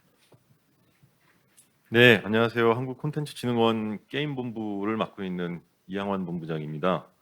오늘 두 발표 굉장히 재밌게 들었습니다. 저희가 게임이라고 하면 굉장히 많은 분들이 유명한 게임들을 중심으로 게임을 이해하고 있는데요. 게임이 굉장히 넓게 이해가 될 수 있는 그런 기회가 아닌가 싶어서 굉장히 의미가 있다고 생각을 하고, 그 내용도 굉장히 재밌어서 집에 가서 좀 써먹어야 하지 않을까 이런 생각도 좀 했습니다. 네, 저도 애가 있어서요. 굉장히 재미있는 발표 잘 들었습니다. 오늘 주제는 게임하고 교육인데요. 그러니까 교육에서 게임이 미치는 영향은 사실은 많이 입증되어 왔습니다. 게임이 아까 의원님도 말씀하셨는데 가장 큰 특징이 어디에 몰입하게 할 수 있는 기능이 있거든요. 잘 쓰면 굉장히 좋은데 또 하나의 요소가 재미가 있어서 같이 결합이 되면 특히 교육에 있어서 굉장히 효과를 배가시킬 수 있는 수단으로 주목을 받아왔습니다. 특히 근데 이게 요즘에 관심을 받는 이유는 당연히 비대면 시대이기 때문이고, 그리고 디지털 전환이 이루어지고 있는 시대이기 때문입니다. 그래서 오늘 발표에서 교육과 게임의 기본적인 관계, 그리고 교육의 당사자인 학생, 학부모, 그리고 교사 이런 이해관계자들의 인식, 또 게임하고 게이미피케이션, 교육의 관계, 그리고 비대면 하에서 게임의 긍정적 역할에 대한 논의가 이루어진 것 같습니다. 특히 한덕형 교수님 발표에 있어서 다문화 가정 아이들이 이 한글 교육을 변화시켰을 때 어떤 영향이 있는지 게임을 통해서, 그래서 더 넓게 가면 주의력이 떨어지는 또 아이들이 게임을 통해서 한국어를 익히며 효과가 있을 수 있다는 그런 내용도 확인을 할 수 있는 좋은 시간이었습니다. 그래서 이 교육용 게임이라고 하면 주로 기능성 게임이라는 측면에서 많이 다뤄져 왔는데요. 오늘 다뤄진 게임들과 유사한 것들을 저희 문화체육관광부하고 한국콘텐츠진흥원도 개발을 하고 있습니다. 작년부터는 본격적으로 교육용 게임 콘텐츠 개발 사업을 진행하고 있고요. 올해는 이런 교육용 게임 콘텐츠가 교육 효과성이 얼마나 있는지에 대한 분석을 진행을 할 예정이고, 또 같이 개발된 교육용 게임 콘텐츠가 교육 현장에서 잘 활용될 수 있으려면 교사분들께서 이걸 활용할 수 있어야 돼서요. 온라인 교사 직무연수 과정 개발하기 위한 용역도 검토하고 있는 중에 있습니다. 그런 과정에 있어서 오늘 세미나 토론회가 굉장히 저희한테도 의미가 있는 행사였습니다. 그 외에도 지금 이 비대면 시대에 교육과 게임을 접목하는 사례는 더 늘어날 거라고 생각하고 있고요. 더 많은 조사와 연구가 있으면 더 활용 방안이 크게 더 다양하게 제시될 수 있을 거라고 생각하고 있습니다. 그래서 그 측면에서 두 가지 정도 먼저 말씀드리면, 첫 번째는 체계적인 연구 사례 조사가 있어야 됩니다. 기능성 게임을 개발하는 데 있어서 교육용 기능성 게임이 되게 다양하고 굉장히 크기도, 그러니까 여러 가지 다양한 형태로 만들 수 있거든요. 그래서 저렇게 신 선생님 보여주신 정도의 게임을 교사분들이 학교에서 쉽게 쓸 수 있으려면 굉장히 가볍고, 그 다음에 짧은데 목표나 목적의식은 아주 명확한 그런 게임을 많이 만들어야 하거든요. 그게 무거우면 못 씁니다. 어렵고. 그래서 그런 측면에서 어느 분야에 어떻게 쓸 어떤 게임이 만들어져야 하는지에 대한 분류나 체계가 있어야지, 그냥 교육용 게임 콘텐츠가 필요하구나 해서 마구 만들게 되면 써먹을 데가 없게 되고, 그게 기능성 게임이 현재 문제이기도 합니다.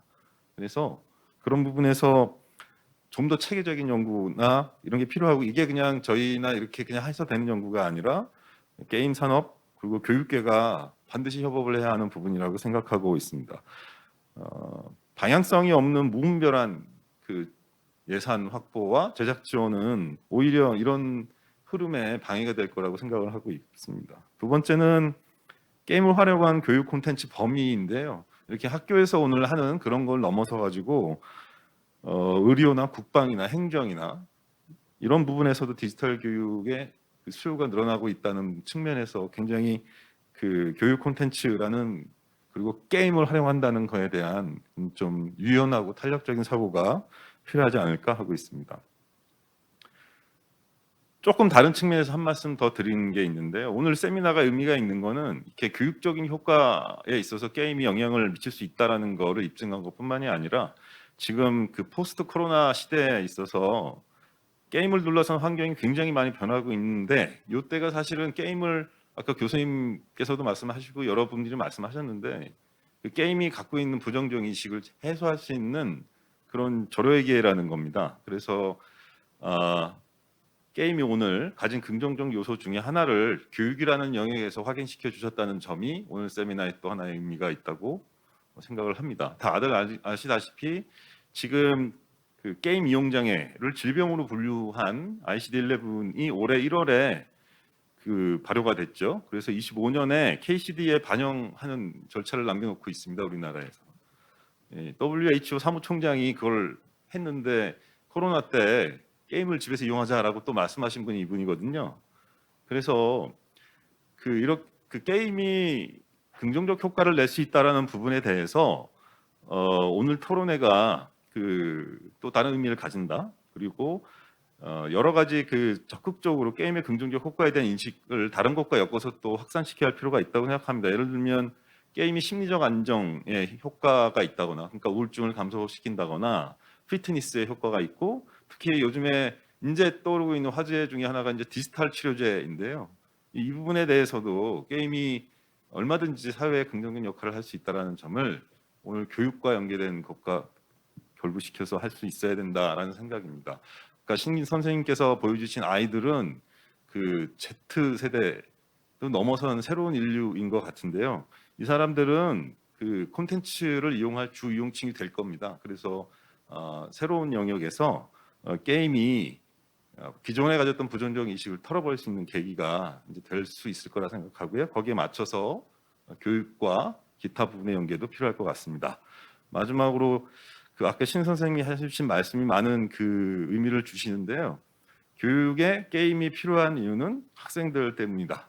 그러니까 제가 여기에 온 거는 한국콘텐츠진흥원에 있기 때문에 지금까지 말씀해 주신 것처럼 게임 산업을 발전을 위해서 그리고 게임의 부정적인 인식을 부식하기 위해서 교육이나 이런 부분에 게임이 긍정 역할을 할 수 있는 걸 입증해야 한다라고 주장을 하고 있는데요. 사실은 그런 거가 중요한 게 아니라 아이들에게 교육적 효과를 높이기 위해서 게임이 좋기 때문에 이런 측면에서 순수하게 바라볼 필요가 있다는 측면에서 아까 좀 반성을 했습니다. 오늘 여러 논의 속에서 그 교육적 효과 제고하는 것과 또 게임에 있어서 어떤 그 게임의 이미지를 바꾸는 데 있어서의 역할 이런 것들을 같이 고민하는 시간이 또 됐으면 좋겠습니다. 감사합니다. 네, 사실 우리나라 게임 산업 정책 관련돼서 지금 콘텐츠노에서 하시는 역할들이 많고 그리고 기능성 게임 관련돼서 아주 지원들을 열심히 그리고 장기간 하셨던 걸로 알고 있습니다. 근데 이제 말씀을 듣다 보니까 저도 아주 인상적이었던 게 정말 기능성 게임 잘 만들어서 하면 정말 좋은데 관건은 그런 거죠. 가볍고 성능 좋은 거를 만들려면 비쌉니다. 근데 안타깝게도 제가 바라본 기능성 게임은 실제로 그 형태를 만들기에도 조금 버거운 정도의 작은 예산으로 좋은 걸 만들어 달라. 참 그 예산의 효율성은 높아지겠지만 실제로 구현하는 데는 조금 애로사항이 많을 것 같고 그랬었던 경험들이 있습니다. 좀 의원님이나 그리고 콘텐츠진흥원에서도 이 예산을 좀 늘려주시고 그리고 그게 단발성이 아니라 지속적으로 그 아이들이 한글 넘어서 다른 데까지 좀 확장되는 그런 것까지 좀 해주시고 그 효과까지 팔로우업을 초등학교 했던 애들이 대학교 잘 가는 게 문제가 아니라 정말 삶의 질이 높아지는 교육의 본연적인 그런 목적까지 달성하는 거를 팔로우업은 저는 콘텐츠진흥원이 아니면 안 될 거라 보고요. 콘텐츠진흥원이 하고 싶어도 예산 없으면은 안 되죠. 의원님들이 좀 그런 예산들을 좀 적극적으로 좀 해주시면 감사하겠다. 좌장으로서 좀 오지랖 넓게 말씀을 드렸고요. 그 다음으로 교육과 관련돼서 최상권 장사님께서 오늘 발제 어떻게 들으셨는지 토론 부탁드리겠습니다. 네, 안녕하십니까. 경기도교육청 장학수 차상권입니다. 먼저 이런 좋은 취지의 자리에 토론자의 한 사람으로서 참석할 수 있는 기회를 주셔서 대단히 감사드립니다. 현재 교육 정책을 다루는 기관인 교육청에 근무하면서 학생들과 지금 선생님들께서 지금 살아내고 계신 교육적 현상인 코로나 팬데믹 상황을 언급하지 않을 수 없습니다. 하버드 교육대학원의 페르난도 레이머스 교수에 따르면 코로나 팬데믹 현상이 가져온 교육적인 변화는 오늘 살아가는 우리들에게 보건과 방역 위기 그 이상의 의미를 주고 있다는 사실을 직면하게 됩니다. 대한민국 교육은 10여 년 동안 이루어야 하는 교육공학적 발달을 코로나 상황에 단 6개월 만에 이루어내었습니다. 지금 이 순간도 우리 교실을 지키고 계신 선생님들의 위대함에 진정한 응원을 보내면서 과학기술의 중요성과 원격 교육을 가능하게 한 에듀테크에 대한 인식보다도 그걸 넘어선 본질적인 교육 회복에 대한 간절함이 바로 우리 교육을 멈추지 않게 하는 핵심적인 교육 동력이 되었다고 여겨지며 발제해 주신 내용에 대해 저의 잠깐의 생각과 의견을 드리고자 합니다. 먼저 논의하신 두 가지 발제문은 전체적으로 게임을 통한 학업 성취도 증진이라는 본 토론회의 취지에 매우 적합하다고 판단이 됩니다. 교육의 현장에서 도입되는 게임 기반 학습을 다양한 시각에서 바라볼 수 있게 하시고요. 더 나은 방식이 무엇인가를 고민하게 해주는 차원에서 매우 적절한 발제라고 생각되어집니다. 처음에 발제하신 신민철 선생님께서의 발제를 통해서 저희는 과거의 게임을 단순한 오락과 놀이의 차원에서 머무르는 것이 아닌 수업을 변화시키고 에듀테인먼트화되는 게임의 모습을 통해 학생을 근본적으로 변화하는 참여자로서의 전환의 모습으로 만들어 내고 있고요. 게임이 미래 교육의 근본적 변화에 적극적으로 응답하는 모습을 확인할 수 있게 되었습니다. 두 번째, 한덕현 교수님의 발제를 통해서는 일반 수업보다 학습 효율성이 이 게임을 통한 내용이 훨씬 높았고 게임 내한도에 참여하는 학생들의 주의력 결핍, 과잉 행동 장애 등에 대한 척도가 또는 언어 신장에 대한 유의미함과 그 주의력이 떨어진 다문화 학생들에 대한 게임 활용 교육이 언어 교육에서 충분한 효과가 있음을 명확히 증명해 준 연구라고 생각이 되어집니다. 이상의 내용을 통해 몇 가지 의견을 드리고자 합니다. 첫 번째는 다양성 있는 유연한 교육 과정에 대한 정책적 고민에 대한 부분입니다.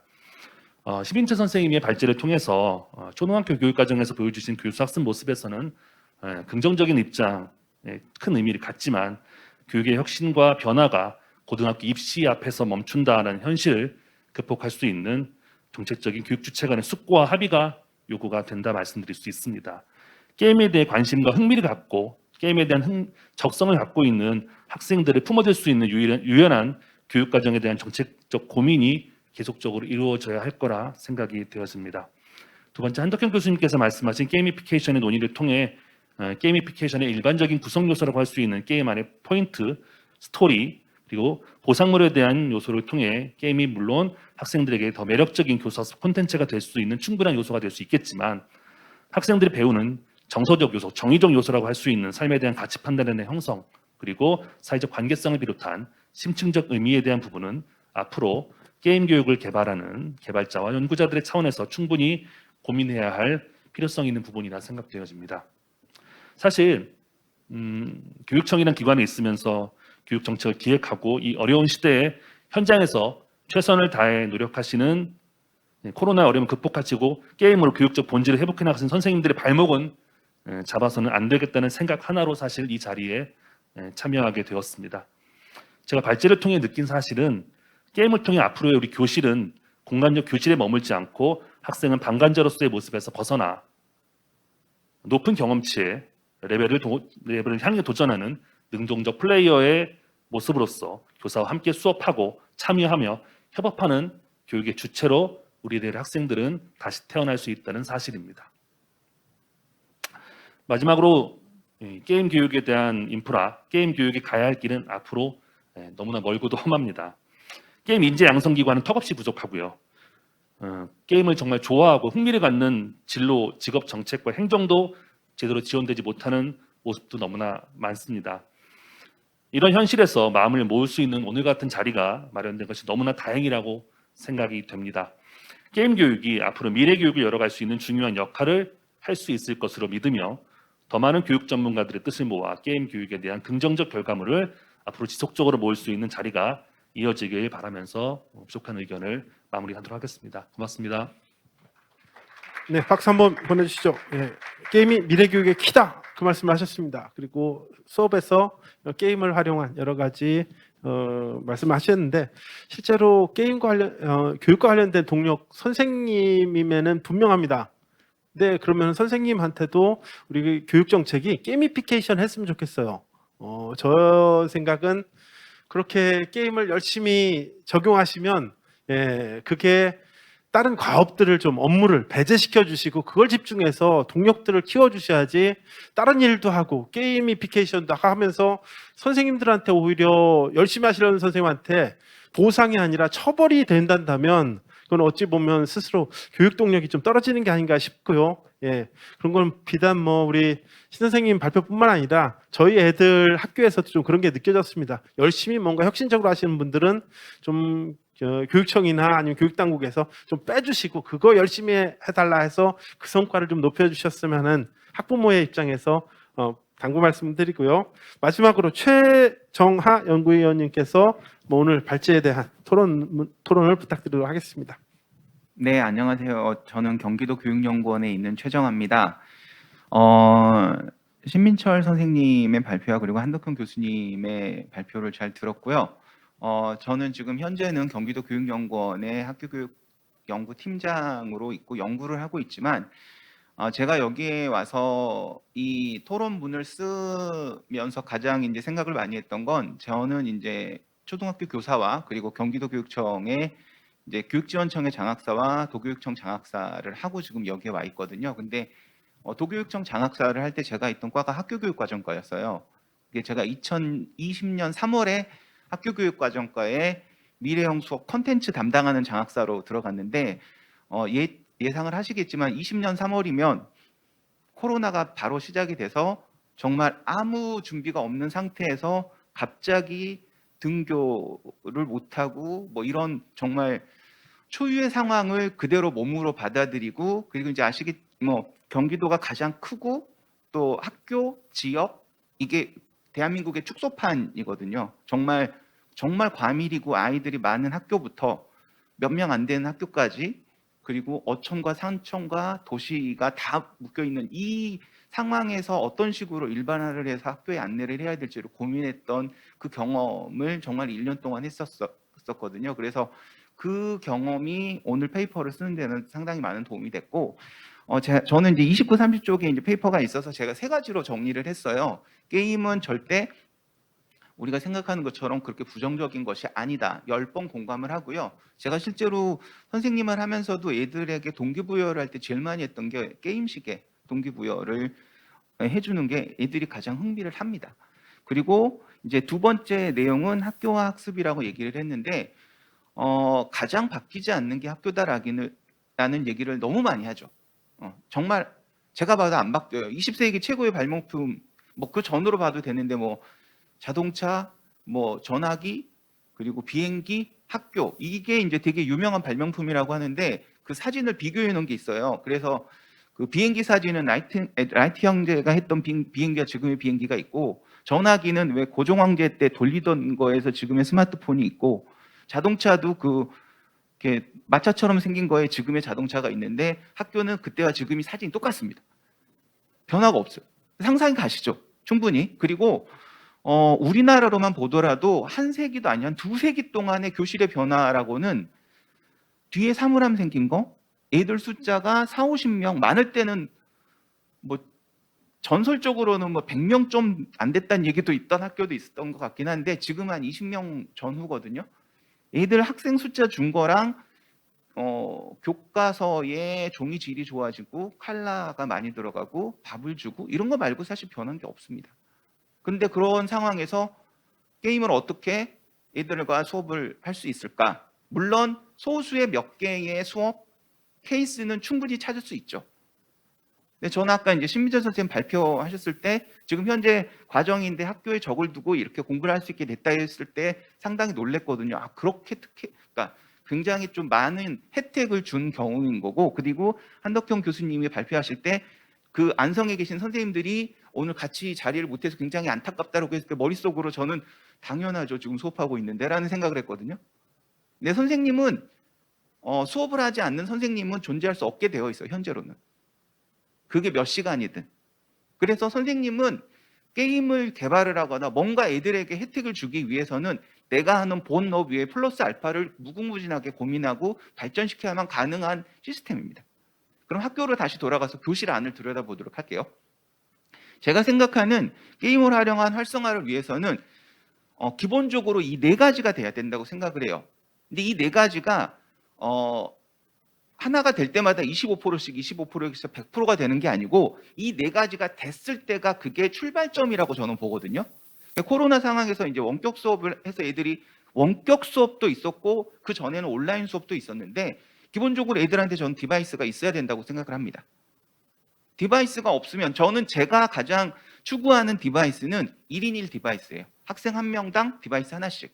그리고 제일 중요한 건 이 디바이스에 자기 스티커를 붙일 수 있어야 돼요. 무슨 얘기냐면 디바이스를 주고 걷고 주고 걷는 게 아니고 이 디바이스를 네 거야라고 줘서 소모품으로 줘야 됩니다.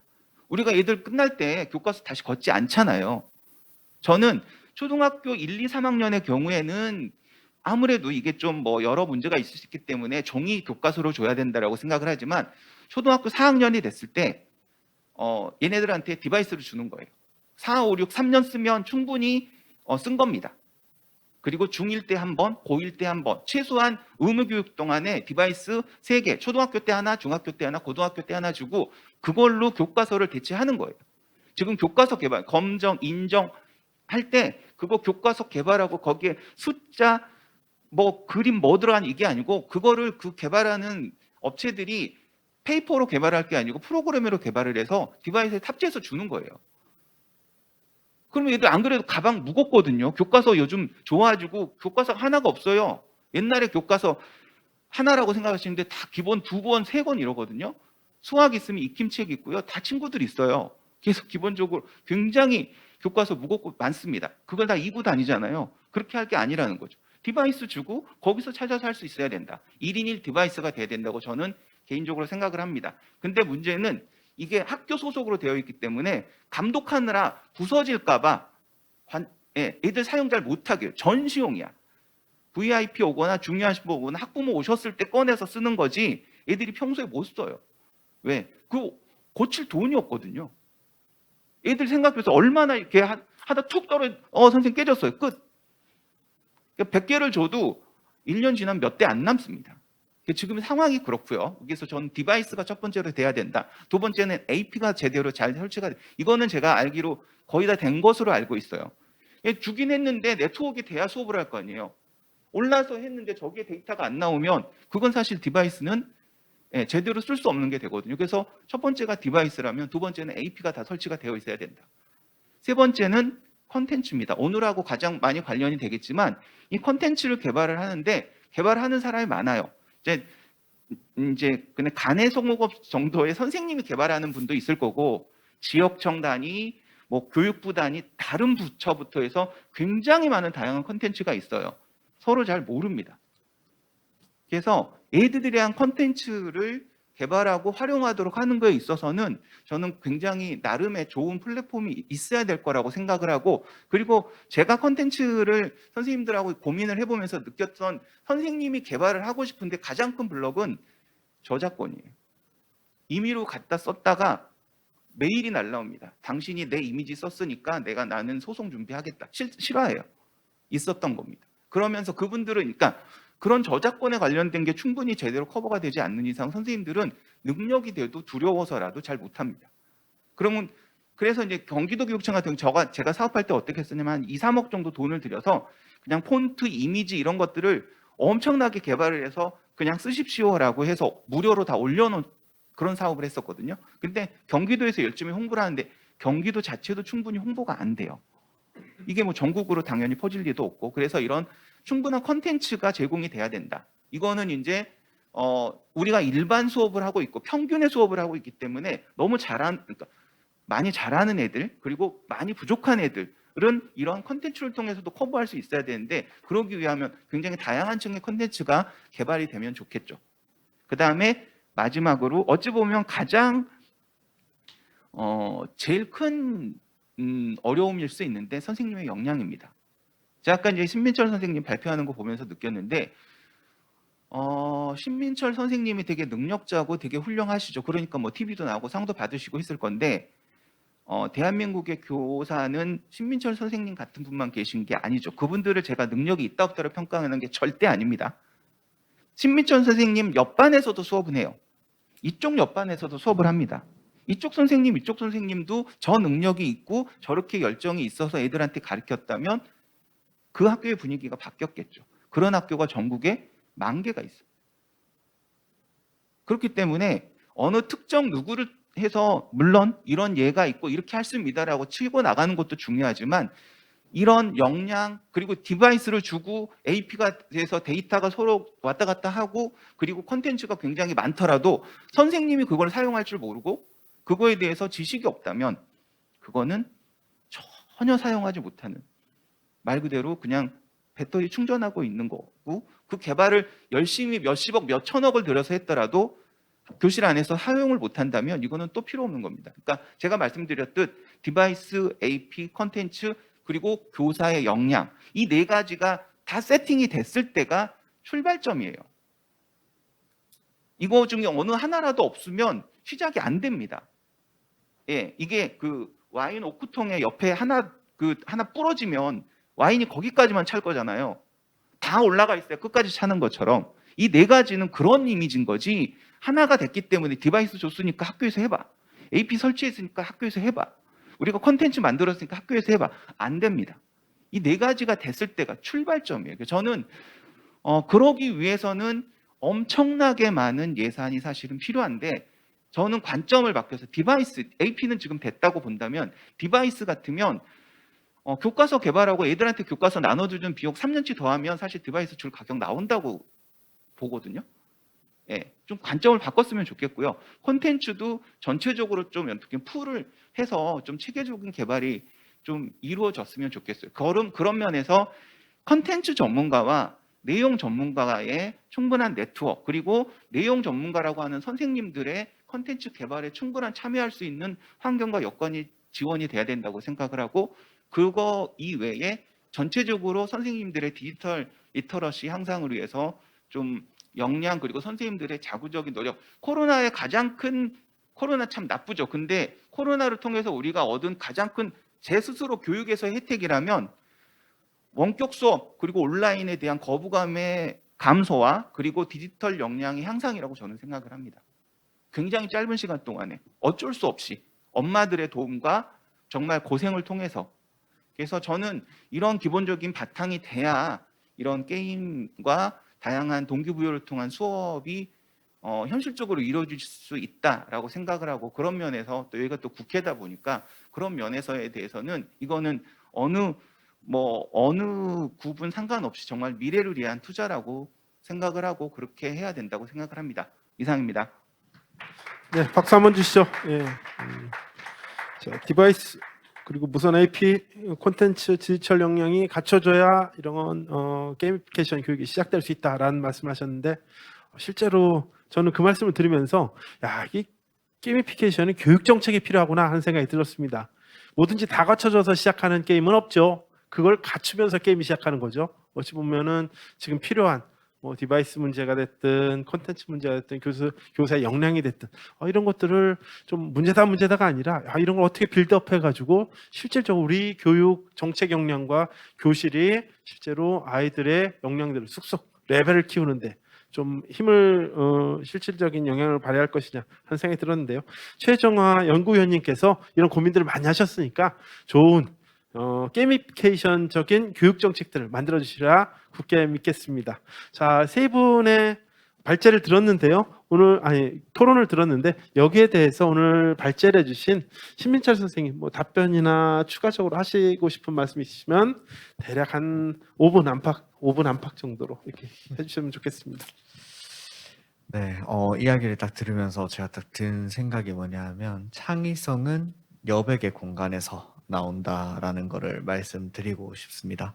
그 말이 뭐냐 하면 학교가 바뀌지 않고 정말 선생님들이 왜 이렇게 안 바뀔까 봐 다 그렇게 하시잖아요. 그런데 실제로 지금 제 여자친구도 초등학교에서 지금 근무를 하면서 엄청나게 힘들게 있는데 2시만 되면 애가 전화를 해보면 쓰러져 있습니다. 아, 오늘 코로나19 때문에 무슨 일이 있었어, 어떤 일이 있었어, 뭐 완전 난리였어. 2시만 되면 이제 뻗어서 있는데 아, 여백의 공간이었구나. 그 창의성이 좀 나오기 힘들겠구나라는 생각이 좀 들어서 그래서 제가 항상 이야기를 드려요. 어디 가서 강의를 정말 많이 했죠. 하면서 하는 말은 여백의 공간을 조금 줄 수 있어야 된다.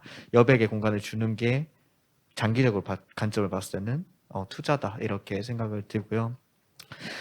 코로나19 터졌을 때 교육부가 중단이 됐을 때 제가 뭘 했었냐면 학교가자닷컴이라는 걸 만들었습니다. 아시는 분들도 있겠지만 전국에 있는 선생님들한테 제가 비대면 상황에서 몰라요. 서로 자원봉사 받았어요. 우리 애들을 위해서 사이트 만들자. 교육부도 지금 멈췄고 교육청도 멈췄고 부모님들은 3월에 애들 학교 보내야 되는데 지금 다 직장 가 있고 아이들은 지금 집에서 TV만 보고 있어야 되는 상황이다. 그 아이들을 위해서 가장 접근하기 쉬운 사이트를 만들자고 해서 선생님들 자원봉사 모았습니다. 그래서 그게 하루에 10만 명이 들어왔어요. 대한민국 학생들이 10만 명이 자발적으로 들어왔고 온라인 상에서 발생하는 디지털 리터러시 문제도 전혀 안 생기고요. 그다음에 유튜브 라이브를 했을 때 동시 접속자 수가 뭐 1,000명, 2,000명의 학생들이 자발적으로 들어오더라고요. 근데 선생님들이 그런 창의성을 바탕으로 계속 뭔가를 시도를 했을 때 결과물이 이렇게 나왔고 그것이 2020년 구글이 선정한 세계 최고의 교육 사례로 뽑혔는데 대한민국에서는 주목을 하지 않았습니다. 안타깝게도. 선생님들의 이런 노력이 사실은 자원봉사거든요. 선생님들 돈을 안 받아요. 저희가 그 광고를 붙였을 때 예상 수익이 하루에 600만 원이래요. 근데 저희가 광고를 붙이지 않았던 이유는 저희 자발적으로 했었거든요. 근데 선생님들이 만약에 게임을 개발한다고 이런 것들을 한다고 했을 때 무조건 자발적으로 했을 때 나중에 선생님들이 너무 힘드시더라고요. 제가 학교가자닷컴 운영하고 나가지고 그때가 지금 이제 30살이었는데 고지혈 고혈압에다가 체중이 10kg 불고 수면장애 오고 그래가지고 건강이 다 무너져 내렸습니다. 그러고 나서 6월달에 무슨 생각이 들어요? 아, 이걸 내가 왜 했을까? 라는 생각이 들었었는데 그 선생님들의 노고에 대해서 그냥 응원의 메시지가 딱 있어요. 부모님들이랑 학생들이 댓글이라든지 이런 걸로 응원해 주시더라고요. 그거 보면서 사실은 버텼었습니다. 그래서 학교가자닷컴은 지금 또 운영이 되고 있고요. 아까 말씀해 주셨어요. 무선 인프라라든지 이런 것들이 있는데 사실 이거 이야기하면 제가 한 3시간 이야기할 수 있거든요. 그러니까 의원님 나중에 무선 인프라 할 때 한번 꼭 좀 불러주셨으면 좋겠다는 게 제가 학교 현장에 선생님들의 이야기들을 상당히 많이 듣고 그것들을 좀 전파하고 있는 그런 상황이 있습니다. 그렇기 때문에 현실적인 메시지를 좀 많이 드릴 수 있을 것 같다는 생각이 들었습니다. 학교를 제가 지금 이제 3군데를 다니면서 제가 아까 말씀하셨죠. 저는 어떻게 보면 특별한 케이스라고. 맞습니다. 특별한 케이스 맞고 좋은 기회도 있고 그 좋은 기회를 가지기 위해서 밤 10시까지 학교에 남아가지고 주사님이랑 같이 학교에서 숙식하면서 지낸 적도 있었어요. 2017년에 처음에 도입할 때. 근데 그거를 일반화시켜서 할 수는 없어요. 저는 특수한 경우였기 때문에 했는 건데 그걸 일반화할 수는 없어요. 그 열정페이고 노동 착취입니다. 그렇게 되면. 그런데 제가 말씀드렸잖아요. 저희 교실 하나만 바뀌면 전 교실이 안 바뀝니다. 우리가 지향해야 될 점은 뭐냐면요. 저 사람은 대단한 수업을 했어가 아니라 저 사람의 수업의 10%라도 우리 현장에 보급할 수 있는 방법을 찾아내야 된다는 겁니다. 그런데 교육부라든지 아니면 이제 교육기관에서 이런 것들이 좋은 것들이 나왔잖아요. 그럼 단기간에 하라고 합니다. 지금 메타버스 붐이 일어났죠. 메타버스 하라고 합니다. 근데 시간은 6개월밖에 안 줘요. 제가 이 학교를 하나 바꾸는데 제가 평균적으로 드는 시간이 보니까요. 3년입니다. 3년이면요. 옆에 있는 진짜 나이 많으신 부장님, 막 정말 그 아날로그의 정석 한복 입고 계신 부장님, 그런 윤리 선생님들 기억나시죠? 그분들이 태블릿 저희 학교에서 쓰시고 계십니다. 저희 학교에 누가 와도 저는 저희 학교 디지털 수업하고 누구나 와도 저보다는 뭐 조금 힘들 수도 있겠지만 노력하고 적용하고 게이미피케이션 활용한다고 말씀을 드릴 수 있습니다. 왜냐하면요. 3년 동안 옆에서 이거 한번 해봅시다. 즐기면서 해봅시다. 이런 시간을 줬기 때문입니다. 그런데 아이들도 그렇고 어른들도 그렇겠지만 이런 정책이 나왔을 때 6개월 만에 당장에 해라라고 했을 때 사람들은요. 인지부화 걸립니다. 인지부화 걸리면 마음의 문을 닫는 겁니다. 아이들뿐만 아니고 선생님도 닫습니다. 그 말은 뭐냐면요. 저희가 이런 정책을 생각을 할 때는 적어도 3년이라는 시간을 가지고 접근을 해야 되고요. 그리고 마음을 열 수 있는 거는 단 한 가지입니다. 잘난 사람을 부르는 게 아니라요. 교실의 모습을 보여주면 선생님들이 바뀝니다. 그렇기 때문에 게이미피케이션을 만약에 적용하고 확산하고 싶다라고 했잖아요. 그럼 좋은 게임을 알려주고 이렇게 하면 좀 훌륭한 사람이 될 수 있다는 게 아니라 게임을 활용해서 조금씩 바뀌는 그 변화의 교실 변화의 그 모습들을 쭉쭉 담아와서 그거를 내밀었을 때 선생님들은 마음의 문을 움직입니다. 그게 감동이고요. 감동은 변화의 가장 큰 모티베이션이 된다고 저는 생각합니다. 그렇기 때문에 저희 길게 봅시다. 길게 보고 여백의 공간을 주면서 천천히 기회를 제공했을 때 바뀔 거라고 저는 확신하고 있습니다. 저희 한번께 노력해 봤으면 좋겠습니다. 감사합니다. 예, 아주 좀 여백의 미와 감동을 주시는 그런 말씀이셨습니다. 실제로 뭐 이런 더 자세한 말씀은 아마도 추후에 기회들에서 더 좀 말씀을 해주셔가지고 이게 교육 정책이 됐든 혹은 뭐 과학기술 정책이 됐든 좀 이런 것들이 널리 펴졌으면 하는 생각이 들고요. 오늘 두 번째 발제해 주신 한덕현 교수님께 좀 토론자 혹은 발제하면서 못하셨던 말씀이나 추가적인 말씀 있으시면은 한 5분 정도 부탁드리겠습니다. 제가 처음 게임 연구를 하면서부터 이제 꿈꿔왔던 거는 스타크래프트로 수학을 가르치고 카트라이더로 과학을 하며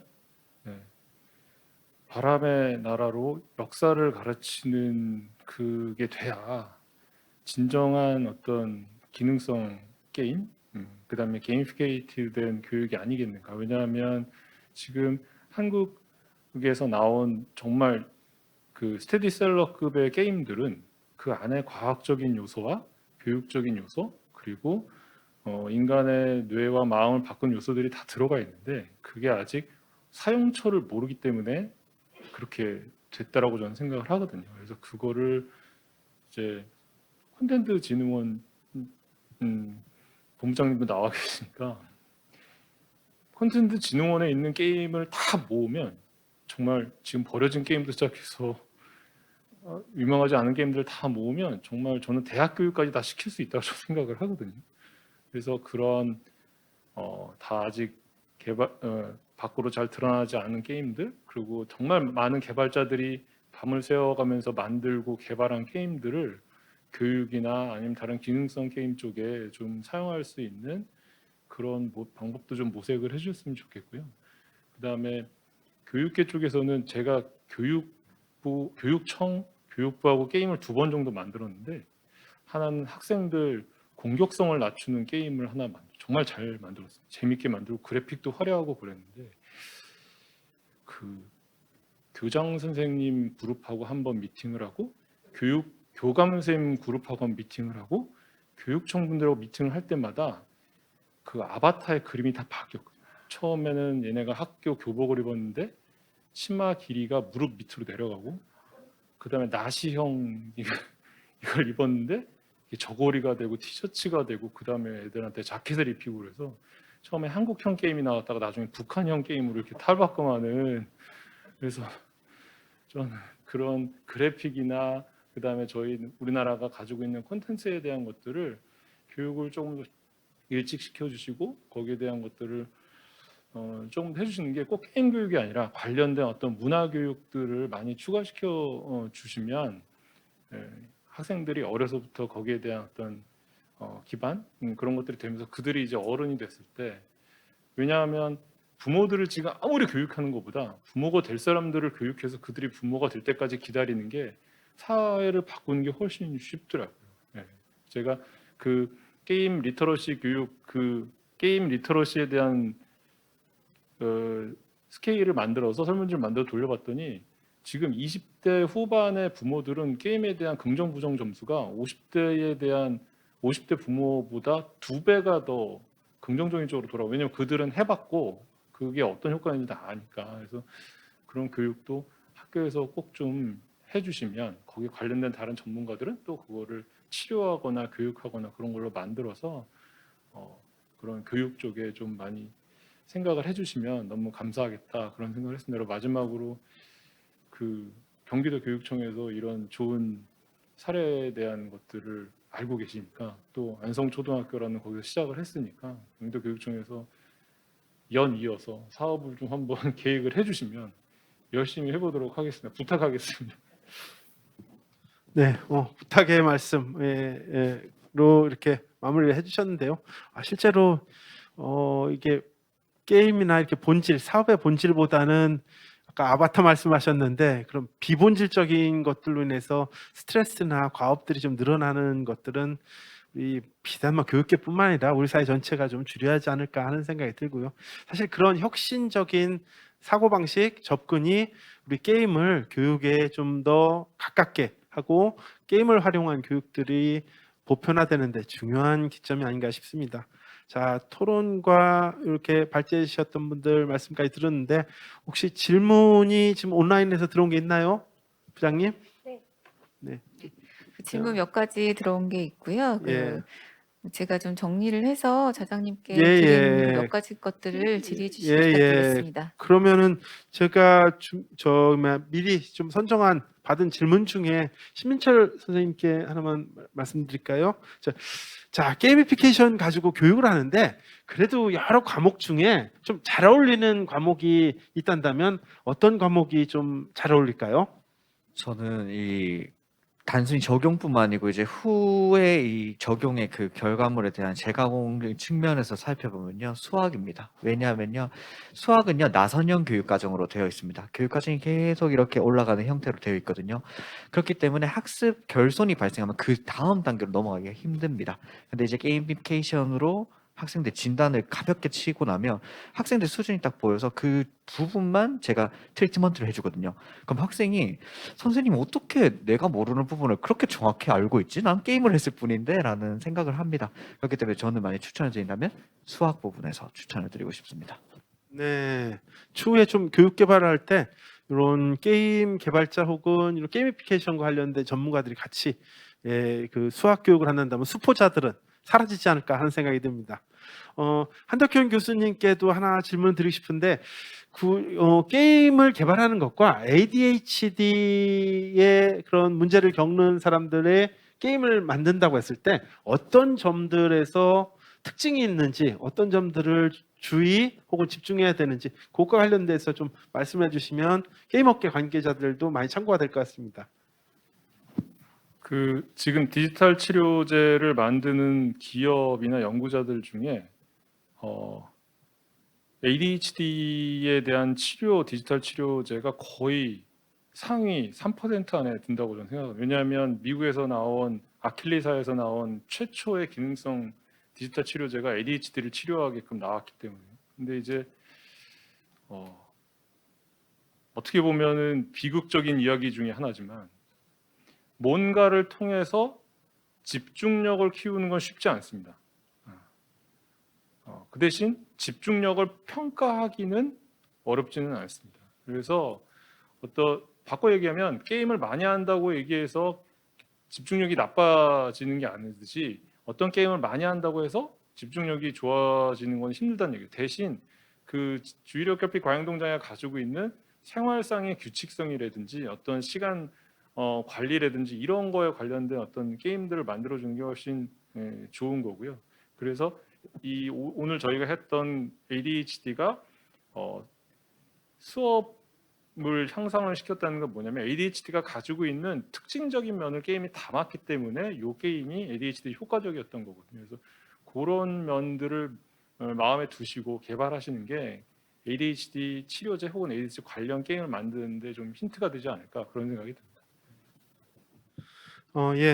치료의 측면에서 이렇게 말씀해 주셨습니다. 사실 뭐 저도 전공이 심리학이다 보니까 좀 이렇게 한 말씀 좀 거들고 싶은데요.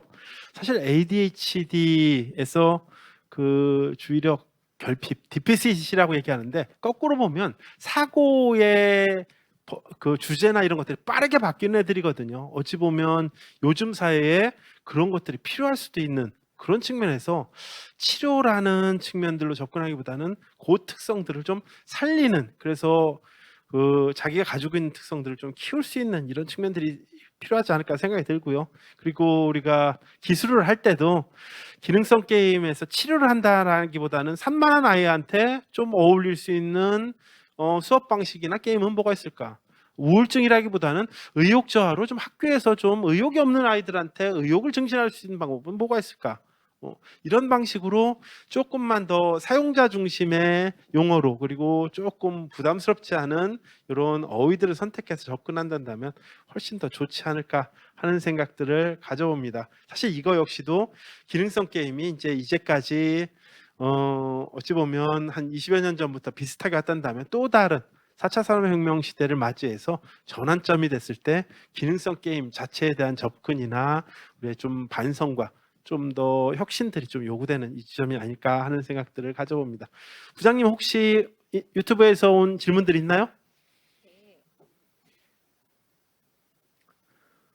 네, 질문 좀 한번 다시 찾아보도록 하겠습니다. 예. 그래도 유튜브에서 시청해 주시고 질문을 해주셨는데 여기에 대한 답은 저희가 좀 예의일 것 같아가지고 예. 네. 한덕균 교수님한테 질문이 들어온 게 하나 있는데요. 게이미피케이션이 없어도 공부를 잘하는 학생에게도 게이미피케이션을 적용하는 것이 효과적일지 궁금합니다라는 질문이 있었습니다. 예, 그 게임 아니어도 공부 잘하는 애한테 게임을 통해 공부시키면 효과가 있느냐 없느냐 그 말씀이시죠? 예, 한 교수님, 그 어떤가요? 그렇게 고민을 안 하셔도 절대 안 시킬 것 같습니다. 부모님이든 선생님이든 뭐를 해도 뭐 잘하고 있는데 그 놈을 공부시키려고 뭐 이것저것 시키고 그러지 않고 자기가 원하는 대로 그냥 할 것 같고요. 다만 또 하나 좀 저는 게임에 대한 자존심이라고 생각하는데 이게 취약하니까 안 되니까 게임을 통해서라도 가르치자. 그리고 게임에 부정적인 요소가 있으니까 이런 긍정적인 요소를 통해서 어떤 게임이 교육에 도움이 된다. 그렇게 생각하시는 것보다는요. 그냥 게임피케이트 되어 있는 것들이 하나의 어떤 요소인 것 같습니다. 예를 들면 종이를 통해서 아이들을 가르치는 것도 그렇고 시험을 통해서 가르치는 것도 그렇고 아니 얘는 종이를 통해서 보여주지 않아도 그냥 옆에서 읽어줘도 다 알아듣는데 꼭 종이를 써야 됩니까? 그 질문하고 똑같은 거거든요. 근데 수업 중에 종이를 통한 수업이 있고 옆에서 읽어주는 수업이 있고 뭐 나가서 하는 수업이 있듯이 그런 것처럼 그냥 게임피케이트 되어 있던 어떤 수업들이 하나의 어떤 과정들이 되면 우리 아이들을 좀 덜 괴롭히고 이 공부를 정말 내 인생에 있어서 뭔가 얻어가는 지식의 어떤 아니면 인성에 함양하는 과정 중에 하나가 되지 않을까 그런 생각이 듭니다. 예, 아주 제가 근래 보기 드문 현답이라는 생각이 듭니다. 예, 결국 우리가 배워야 될 거 시켜서 배우는 게 아니라 배워서 이거 필요할 것 같고 재밌을 것 같으면 알아서 한다. 그게 게임이 됐든 혹은 다른 책이 됐든 그는 사실은 좀 부차적인 측면이라는 생각이 듭니다. 자, 그러면은 뭐 그렇게 질문은 마무리하고요. 오늘 장시간 국회에서 2시간 동안 게임 교실을 깨우다라는 주제로 그 발표와 토론이 있었습니다. 그럼 오늘 참여해주신 분들 아주 다양한 의견들이 많이 나온 아주 풍성한 자리였다고 생각되고요. 자, 그러면은 오늘은 이것으로써 마치도록 하겠습니다. 경청해주신 온라인과 오프라인에서 경청해주신 여러분께 진심으로 감사드립니다. 마치겠습니다. 네, 이상으로 하태경 의원실 주최 게임문화재단 주관 한국 문화체육관광부 한국콘텐츠진흥원 넥슨 후원의 게임이 교실을 깨우다 게임을 통한 학업 성취도 증진 효과 연구 발표회 및 토론회를 모두 마치겠습니다. 감사합니다.